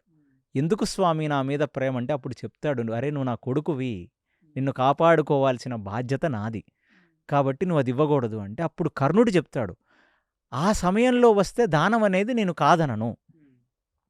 కాబట్టి ఎలాగా, ఒక ధర్మ సంఘటన ఇది. ఇవ్వకపోతే సాధనా బలం తగ్గుతుంది, అది మంచిది కాదు ఒక క్షత్రియుడికి. ఇస్తే కవచకుండలాలు ఇచ్చేస్తే అది పెద్ద, అసలు కవచకుండలాలు అనేవి మీరు అర్థం చేసుకోవాల్సింది ఇంకొకటి, దీంట్లో ఒక సూక్ష్మం ఉందండి. అది ఉత్త కవచకుండలాలు కావవి, ఆ కవచాల్లోంచి అమృతం పుడుతుంది, సెల్ఫ్ హీలింగ్. ఈ అశ్వత్థామకు మణి లాంటిది ఆ కవచకుండలం. సో అసలు ఫస్ట్ ఆఫ్ ఆల్ మీకు ఒక డౌట్ రావాలి, కవచకుండలాలతో పుట్టడం ఏంటి? రుద్రానుగ్రహం ఉంది కాబట్టి అశ్వత్థామకు మణి ఇచ్చాడు, ఇతనికి అనుగ్రహం ఉందని చెప్పి కవచకుండలాలు ఇచ్చారు. బాడీలోనే ఉంటాయి వాళ్ళకి. ఆ కవచం అనేది అతని శరీరంలో భాగం. అది మీకు తలలాగో మీకు వేళ్లలాగో అతని శరీరంలో భాగం ఆ కవచాలు. అలాంటిది ఎందుకుంది ఇక్కడ అసలు అన్నిటికంటే మెయిన్ ఘట్టం మీరు ఇక్కడ సూక్ష్మంగా గమనించాలి. ఇది మహాభారతం అర్థం చేసుకోవాలంటే దానిలోని సూక్ష్మంతో, ఒక తాత్విక పరిజ్ఞానంతో మహాభారతాన్ని చదివితేనే మనకు అర్థమవుతుంది. పైపైన విషయాలు చదివితే వీళ్ళు కొట్టే తెచ్చేలాగా తీసిన సినిమాల్లాగా ఉంటాయి ఇవన్నీ. కాబట్టి ఇక్కడ మీరు అర్థం చేసుకోవాల్సింది ఏంటంటే, ఏదో తేడా ఉంది. కవచకుండలాలతో పిల్లడు పుట్టాడు అంటే దాని వెనకాల ఆంతర్యం ఏంటో మనం అర్థం చేసుకోవాలి. అసలు కవచంతో ఎందుకు పుట్టాడు, కుండలంతో ఎందుకు పుట్టాడు? ఇక్కడ అదే ఇంద్రుడు ఆ కవచకుండలాలు అడగడానికి ఎందుకు వస్తున్నాడు? ఎందుకంటే అందులోంచి అమృతం పుడుతుంది. అమృతం పుడితే వాడికి మరణం అంత తేలిగ్గా రాదు. Point number 1. దానం అనేది నేను చెప్పాను, అవసరమైన దాన్ని ఇచ్చేదే దానం అంటారని. అక్కడ కరెక్ట్‌గా అతను కంప్లీట్ సంధ్యావందన నిత్య నైమిష్టిక కర్మలన్నీ చేసి నిలబడ్డప్పుడు బ్రాహ్మణ వేషధారణలో వచ్చిన ఇంద్రుడు అడుగుతాడు, మీ కవచ కుండలాలు నాకు దానంగా కావాలి అని. అప్పుడు నీళ్లు తీసుకొని తర్పణం వదులుతూ కవచ కుండలాలు నేను ఇస్తున్నాను అని, కాకపోతే కవచ కుండలాలు ఇస్తే నాకు గాయం అవుతుంది అంటే అప్పుడు బ్రాహ్మడు అంటాడు, ఆ గాయం మానిపోయే మంత్రశక్తి నాకుంది, నేను చేస్తాను అని. అప్పుడు ఆ బ్రాహ్మణ్ణి చూసి అడుగుతాడు, మీ ముఖవక్షస్సు మీ వాగ్ధాటి చూసి మీరు బ్రాహ్మలైతే కాదు, ఏదో దైవస్వరూపంలా ఉన్నారు మీరు అని. ఎందుకంటే తన తండ్రి తనకు ఆ రోజు ముందు రోజే చెప్పాడు, ఏమిటి, నువ్వు దానం ఇవ్వాలని అనుకుంటున్నావు, ఇవ్వు, కానీ నువ్వు ఇలాంటిది దానం ఇస్తే మాత్రం ఇంద్రుడు ముగ్ధుడయ్యి ఏం కావాలని నిన్ను అడుగుతాడు. అడిగినప్పుడు నువ్వు తీసుకోవాల్సింది ఏంటంటే చతుర్ముఖ బ్రహ్మగారు ఆయనకిచ్చిన ఒక గొప్ప శక్తి వాసవి శక్తి.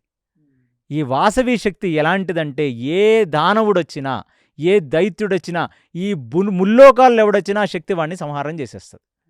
కాబట్టి ఆ వాసవి శక్తి తీసుకోవటం మర్చిపోకు.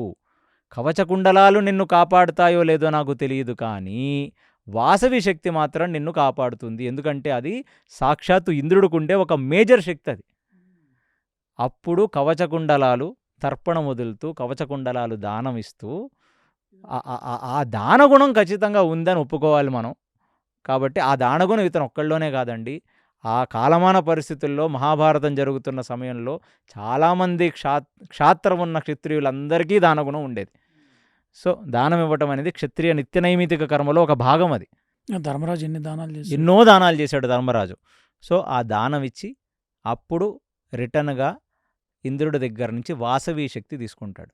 ఆ వాసవి శక్తి తీసుకుంటున్నప్పుడు అతని ఇంటెన్షన్ ఏమిటి అంటే, ఏదో ఒక రోజు ఇదే వాసవి శక్తితో నేను అర్జునుడిని సంహరిస్తాను అని. సో ఒకటిచ్చి ఒకటి తీసుకున్న దాన్ని దానం అనరు. కాబట్టి దాన్ని కూడా మీరు దానంలాగా తీసుకోకూడదు, ఎక్స్చేంజ్ అయింది అదంతే. సో ఇది అది చెప్తాడు కృష్ణుడికి. ఏమనంటే, నా తండ్రి నాకు చెప్పాడు. నా తండ్రి ఎవరో చెప్పినప్పుడు తల్లి ఎవరో చెప్పడా? తల్లి కుంతీదేవని నాకు తెలుసు. మరి ఏమి నాయనా, మరి ఇంతకంటే మంచిదేముంటుంది? నువ్వు అంటే కృష్ణుడు ఆఖరి వరకు యుద్ధం జరగకూడదని అనుకునే వ్యక్తి. అందుకునే కృష్ణుడు అడుగుతాడు ఆ సభలో కూర్చొని, ఈ యుద్ధాన్ని ఇద్దరు ఆపగలరు, ఒకటి నేను ఆపగలను, ఒకటి నువ్వు ఆపగలవు. ఎవరినంటున్నాడు? ధృతరాష్ట్రుణ్ణి. నేను ఆపచ్చు, కానీ వాళ్ళకి ఏమిస్తున్నారు మీరు? 5 ఊళ్ళు వదిలేసి కనీసం ఆ ఇంద్రప్రస్థం అన్నా ఇవ్వమంటాడు అతను. అది కూడా ఇవ్వను పొమ్మంటారు వీడు. గడ్డి మొలిసే చోటు ఇవ్వను నేను, యుద్ధం చేసి గెలుచుకో. క్షాత్రుడు అంటున్నావు, క్షత్రియుడు అంటున్నావు, యుద్ధం చేసి గెలుచుకోమంటాడు. చూడండి వాడి యొక్క గర్వం. ఇక్కడ ఎవరిని చూసి జాలిపడాలి అసలు నాకు అర్థం కావట్లేదు. చిన్నపిల్లలుగా ఉన్నప్పుడు చంపడానికి పంపించిన వాళ్ళని, తిరిగి వచ్చిన తర్వాత ఇచ్చిన 1 గ్రామం పాచికల్లో లాక్కున్న వాళ్ళని, ఈ వనవాసం, దాని తర్వాత అజ్ఞాతవాసం చేసి మాటి మాటికి వాళ్ళని కనిపెట్టి చంపాలని అనుకునే వాళ్ళ మీద మీరు జాలిపడుతున్నారా? అసలు ఏమన్నా ధర్మం ఉందా వాళ్ళ జీవితాల్లో? అలాంటిది ఆఖరి ప్రయత్నంగా కర్ణుడు పాండవుల వేపొస్తే దుర్యోధనుడు యుద్ధం మానేస్తాడని తెలిసి అడుగుతాడు కృష్ణుడు ఆ ప్రశ్న. దానికి కర్ణుడిచ్చిన ఆఖరి సమాధానం ఏంటి తెలుసా? కృష్ణ, ధర్మం యుధిష్ఠిరుడి వైపు ఉంది, అది నాకు తెలుసు. ఎక్కడ ధర్మం ఉంటే అటువైపు నువ్వుంటావు, అది నాకు తెలుసు. సమస్త కాలజ్ఞానం అంటే ఆ రోజు జరుగుతున్న సమస్తమైన ఈ గ్రహకూటమి, అన్నీ ఈ ఓమన్స్ అంటారు, జరుగుతున్న శకునాలు ఒక ఘోర యుద్ధాన్ని ఘోషిస్తున్నాయి. నేనటువైపు ఉంటేనే యుద్ధం జరుగుద్ది, నేనటు వదిలేస్తే యుద్ధం జరగదు. నేనటువైపు ఉండాలి. అప్పుడే ఈ దుష్ట చతుష్టయం, ఈ కౌరవులు మొత్తం నాశనం అవుతారు. ఈ యుద్ధానికి నువ్వు చేస్తున్న యజ్ఞంలో ఒక సమిధనవుతానని చెప్తాడు. ఇది చూస్తే ఇప్పటివరకు చేసిందంతా ఒక ఎత్తు అయితే, ఇప్పుడేంటి కృష్ణ ఇది ఇంకొక ఎత్తులా ఉంది వీడి డైలాగ్ అని మీకు అనిపిస్తుందా? ఇప్పుడు మాట్లాడినవాడు, కృష్ణుడితో మాట్లాడినవాడు సూర్యుడు. సూర్యుడు కొడుకంటే ఎంతైనా సూర్యాంశం ఉంటుంది కదా. మరి సూర్యుడు అనేవాడు, మనం తిండి తినాలంటే సూర్యుడు అనుగ్రహం లేకుండా తినలేం. ధర్మ ప్రతిరూపం ఆయన. సూర్యనారాయణుడని పొద్దున లెగిస్తే అతన్ని చూస్తాం. అలాంటి సూర్యనారాయణుడు కన్న ఒక బిడ్డ ఇన్ని అధర్మ క్రియలు ఎలా చేస్తాడు? ఎప్పుడన్నా ఆలోచించారా మీరు? ఎందుకంటే కవచ కుండలాలతో పుట్టడం అనేది సహజం కాదని నేను మీకు చెప్పాను. అలాంటి కవచకుండలాలుతో పుట్టిన వ్యక్తి అసురుడైన సహస్ర కవచుడు. అందుకనే కవచాలతో పుట్టాడు. ఇప్పుడు సహస్ర కవచుడు ఎవరయ్యా అంటే, సహస్ర కవచుడు బ్రహ్మ దగ్గర 1000 కవచాలు కావాలని వరం పొంది మళ్ళీ విజృంభించి బ్రహ్మ దగ్గర వరం పొందటం, లోకం మీద పడిపోవటం, ఇది అసురులు చేసే పని. విజృంభిస్తే నరనారాయణులు, నరుడు ధ్యానం చేసుకుంటున్నప్పుడు నారాయణుడు, నారాయణుడు ధ్యానం చేసుకుంటున్నప్పుడు నరుడు యుద్ధం చేసి కొన్ని లక్షల సంవత్సరాలు యుద్ధంలో 999 కవచాలని వాళ్ళు భేదించారు. భేదిస్తే ఆ అసురుడు వెళ్ళి సూర్యమండలంలో దాక్కోవటానికి సూర్యుడిని పర్మిషన్ అడిగితే, సూర్యుడు ఆ సమయంలో సరైన పరజ్ఞానంలో ఉన్నాడో, సరైన ఆలోచన లేకుండా సూర్యుడు అతనికి ఆశ్రయం ఇస్తాడు. మనం అనుకుంటాం సూర్యుడు పరధ్యానంలో ఉంటాడా కృష్ణ అని. ఏమీ కాదు. జరగబోయే ఒక మహాసంగ్రామంలో, జరగబోయే కురుక్షేత్రంలో ఈ క్యారెక్టర్ ఉంటేనే కురుక్షేత్రానికి న్యాయం జరుగుద్ది. అందుకనే ఈ సహస్ర కవచుడు అప్పుడు కావాలి. సూర్యుడు ఎప్పుడైనా మీరు అర్థం చేసుకోవాలి, సమస్త దేవతలు నారాయణుడు భూమి మీదకు వచ్చినప్పుడు నారాయణుడి లీలలో పాత్రలుగా వచ్చి నారాయణుడిని సేవించుకోవడానికే వస్తారు వీళ్ళంతా. అదే దేవతలు. అందుకనే ఆ పాత్ర నిర్వర్తించాలంటే అప్పుడు సహస్ర కవచుడికి చెప్తాడు, నిన్ను కొంతకాలం మాత్రమే నేను ఉంచుకోగలను, ఎల్లప్పుడూ నువ్వు సూర్యమండలంలో ఉండలేవు, కొంతకాలం ఉంచుకొని నిన్ను పంపించేయాల్సి ఉంటుంది. అంటే ఇప్పటికైతే నన్ను ఉంచుకోవయ్యా బాబు, కింద దరుగుతున్నారు నరనారాయణులు అంటారు. ఆ పిల్లవాడే సహస్ర కవచుడు. ఇది ఒకటి. 2 మహాభారతం ఏం చెప్తుందంటే, నరకాసురుడు చనిపోతూ నరకాసురుడికి కృష్ణుడి మీద విపరీతమైన కోపం. ఆ కోపాన్ని చేయటానికి వాడు చనిపోతూ వాడు యొక్క అసుర శక్తిని కర్ణుల్లోకి పంపిస్తాడు. కర్ణుడికి ఎందుకు ఎంచుకున్నాడు? ఎందుకంటే వాడు దుష్ట చతుష్టయంలో అందరికంటే నేర్పు కలిగిన వాడు, చంపితే గింపితే వీడే చంపుతాడు అన్న సంగతి తెలుసు కాబట్టి. అంటే ఈ దానవులందరికీ ఏంటంటే, శ్రీ మహావిష్ణువు బాధపడితే వాళ్ళకు మహానందం అండి. అదే వేదం వాళ్ళకి. దేవతలకి నిల్లప్పుడూ ఈయనకి సేవ చేయాలి, అది ఎక్కడున్నా వీళ్ళకి సేవ చేస్తూనే ఉండాలి, అది దేవతలు. అందుకు సూర్యుడు చేసిన, నేను అందుకు చెప్పా, కర్ణుడి జీవితంలో ఆ చిన్నప్పుడు పుట్టిన బాలుడి దగ్గర నుంచి చనిపోయే ఆఖరి మూమెంట్ వరకు సూర్యభగవానుడు నడిపించిన కథ ఇది. దగ్గర నుంచి మీరు అడిగారు ద్రౌపది అలాంటి ఆలోచన ఎందుకు వచ్చింది? వస్తుంది. ఎందుకంటే ఇవన్నీ కురుక్షేత్రానికి ఒక అడుగు ముందుకేస్తూ ఉండాలి. ఇవన్నీ రాక్షస బుద్ధులు. అక్కడ చిత్రరథుడు మళ్ళీ ఆ ఘటన జరిగింది కాబట్టి దుర్యోధనుడు చచ్చిపోవాలనుకున్నాడు కాబట్టి కింద లోకంలో ఉన్న, అధోలోకంలో ఉన్న రాక్షసగణం అంతా వచ్చింది ఇప్పుడు యుద్ధానికి. మీరు అందుకే గమనించాలి, 7 అక్షోహిణుల సైన్యం పాండవులు, 11 అక్షోహిణ సైన్యులు కౌరవులు. అందులో రాక్షసులు, యక్షులు, అధోలోకాల్లో ఉన్న వాళ్ళందరూ ఉంటారు అందులో. అందుకే అంత పెద్ద సైన్యం అవుతుంది అది. ఎందుకంటే మొత్తం ఈ వార్ అనేది దేవతలకి అసురులకి మధ్య జరుగుతున్న వారు, మధ్యలో ఎంపైరే కృష్ణుడు. అదే ఎప్పుడు దేవతలు ధర్మం పక్కన ఉంటారు కదా. అంటే నాకు మహాభారత సంగ్రామం అనేది, దాని తర్వాత సముద్రమతనం అనేది, ఈ 2 ప్రతి సాధకుడు నిత్యం తన సాధనలో, తన జపంలో, అనుష్ఠానంలో పెట్టుకోవాల్సిన సన్నివేశాలండి ఈ 2. అప్పుడు మనకు ఆ సాధన ఫలిస్తుంది, మనం చేసే సాధన. సో అలాంటిది ఇది ఎప్పుడైతే చెప్పాడో అప్పుడు కృష్ణుడికి అర్థమవుతుంది, ఆహా ఇది సంగతి. అంటే కృష్ణుడికి ముందు నుంచి తెలుసు, కానీ ఈ సన్నివేశం క్రియేట్ చేసింది ఏంటంటే, సూర్యభగవానుడు తన సేవని కృష్ణుడికి అర్పించాలి. అంతే కదా, పత్రం పుష్పం ఫలం తోయంలాగా. సహజ కవచ కుండలాలు ఇచ్చేటప్పటికి ఇంకా రాక్షస గుణాలు కూడా పోయి ఉంటాయి దాంతో. అందుకని సూర్యుడు క్యారెక్టర్ ఎలివేట్ అయ్యి. అలాగా కాదు, కవచకుండలాలు అనేది బ్రహ్మదేవుడు ఇచ్చిన వరం, అది పోయినా వాడిలో అసురత్వం ఉంది. కానీ ఇక్కడ ఎలా అయితే పత్రం పుష్పం ఫలం తోయంలాగా భగవంతుడికి మనం ప్రేమతో అర్పిస్తామో, అలా ఈ సన్నివేశాన్ని, ఘటనలని కురుక్షేత్ర రణరంగం వైపుకి ఒక అడుగు ముందుకు వెయ్యటానికి సూర్యుడు కృష్ణుడికి ఇచ్చిన ఒక నివేదన, అది నివేదన రూపంగా. సో అది ఇలా ముందుకు వెళ్ళిపోతూ ఉంటుంది. దాని తర్వాత కూడా మీరు చూడండి, ఎన్నో సన్నివేశాల్లో అభిమన్యుడిని చంపలేకపోయాడు. అసలు నేను ఈ ఘటన ఎందుకు చెప్తున్నానంటే, అర్జునుడు చాలా దూరపు సంగతి, అభిమన్యుడిని చంపలేక. ఎందుకంటే అభిమన్యుడు ఎప్పుడైతే పద్మవ్యూహాన్ని ఛేదించి లోపలికి వెళ్ళాడో, ఆ లోపలికి వెళ్ళిన అభిమన్యుడిని ముందు నుంచి కొట్టలేకపోతే గురువైన ద్రోణాచార్యులు వారు చెప్తారు, వీడిని ముందు నుంచి ఎవరూ కొట్టలేరు, అందరు కలిసి మూకుమ్ముడిగా కలవాలి. ఒక జంతువుని ఎలాగైతే 10 మంది పొడిచి చంపుతారో అలాగ మొత్తం అందరూ గుమిగూడి అందులో వెనక్కి వెళ్ళిన కర్ణుడు అతని యొక్క బాణం యొక్క ఏదైతే విల్లుకి పెట్టే నారిని వెనక నుంచి కొట్టేస్తాడు. ఆ నారి ఎప్పుడైతే తెగిపోతుందో అప్పుడు అభిమన్యుడు ఆ నారిని బిగించుకున్న క్షణాల్లో వేరే వాళ్ళు కొట్టేస్తారు అతను. ఒకటి అది కాదండి, ఆ యుద్ధం చదివితే మీరు మహాభారతంలో వాళ్ళ యొక్క అమానుష్యం ఎలాగ ఒక మనిషిని, అంటే ద్రోణాచార్యుడు మీరు అనుకుంటారు కృష్ణుడు మామూలు వ్యక్తి కాదండి. ద్రోణాచార్యుడు ఈ ఘటన చేశాడు కాబట్టే అతనికి అబద్ధం చెప్పడానికి మల్టిపుల్ రీజన్స్ ఉన్నాయి. కానీ ఇది చాలా పెద్ద పాపం. ఒక చిన్న పిల్లవాడు, సైంధవుడు అడ్డుపడ్డాడు అక్కడ, జయద్రథుడు లోపలికి రానికుండా, పిల్లవాడు ఒక్కడే లోపల ఉన్నాడు. అలాంటి వాడిని వెనక నుంచి కొట్టింది కర్ణుడు. వాడు మళ్ళీ యుద్ధంలో ఆఖరి నిలబడి నా రథం లోపల కృంగింది, నన్ను తీసుకురండి. అసలు సింపతికి ఏమన్నా ఛాన్స్ ఉందా ఈ క్యారెక్టర్కి ఎక్కడైనా? వాడు అసురుడు.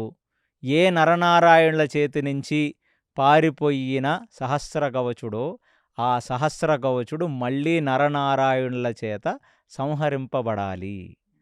అదే ఈ ఎంటైర్ కర్ణ వృత్తాంతం. దాన్ని పెంచి పోషించి నడిపించిన వైభవం సూర్యనారాయణుడికి చెందుతుంది. అందుకనే ఈ సూక్ష్మ మర్మాలు గమనించి మనం మహాభారతాన్ని చదివితే మనకి ఎన్నో నిజాలు, ఎన్నో ధర్మ సూక్ష్మాలు, ఎన్నో లోకనీతి, చాలా విషయాలు తెలుస్తాయి. అంతేగాని పైపైన చదువుకుంటూ దీన్ని మనం ఇంజస్టిస్ అండి. ఇది కర్ణుణ్ణి హీరో చేయటం, అర్జునుణ్ణి విలన్ చేయటము, అయోగ్యుణ్ణి చేయటం అనేది అసలు మహాభారతంలో కనీసం ఒక 10 పేజీలు 20 పేజీలు చదివిన వాడికి కూడా ఇది అర్థం కాదు ఇలా చేశారని. అది కేవలం ఒక డైరెక్టర్కో లేకపోతే ఆ సినిమాలు తీసే వాళ్ళకి ఉన్న ఒక వికారంతో తీసిన.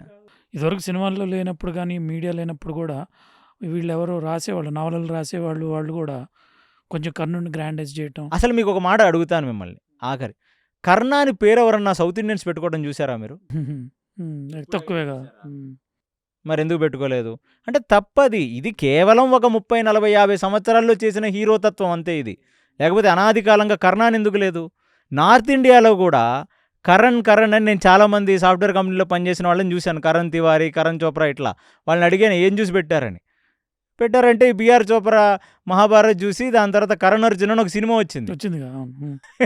అది చూసి వచ్చింది తప్ప అనాది కాలంగా భారతదేశంలో జయద్రథుడు చుట్టానికి చాలా మంచి పేరు. దుర్యోధనుడు ఎవరు పెట్టుకోరు కదా. దుర్యోధనుడు పెట్టుకోరు, వదిలేండి. జయద్రథుడికి ఏమైంది?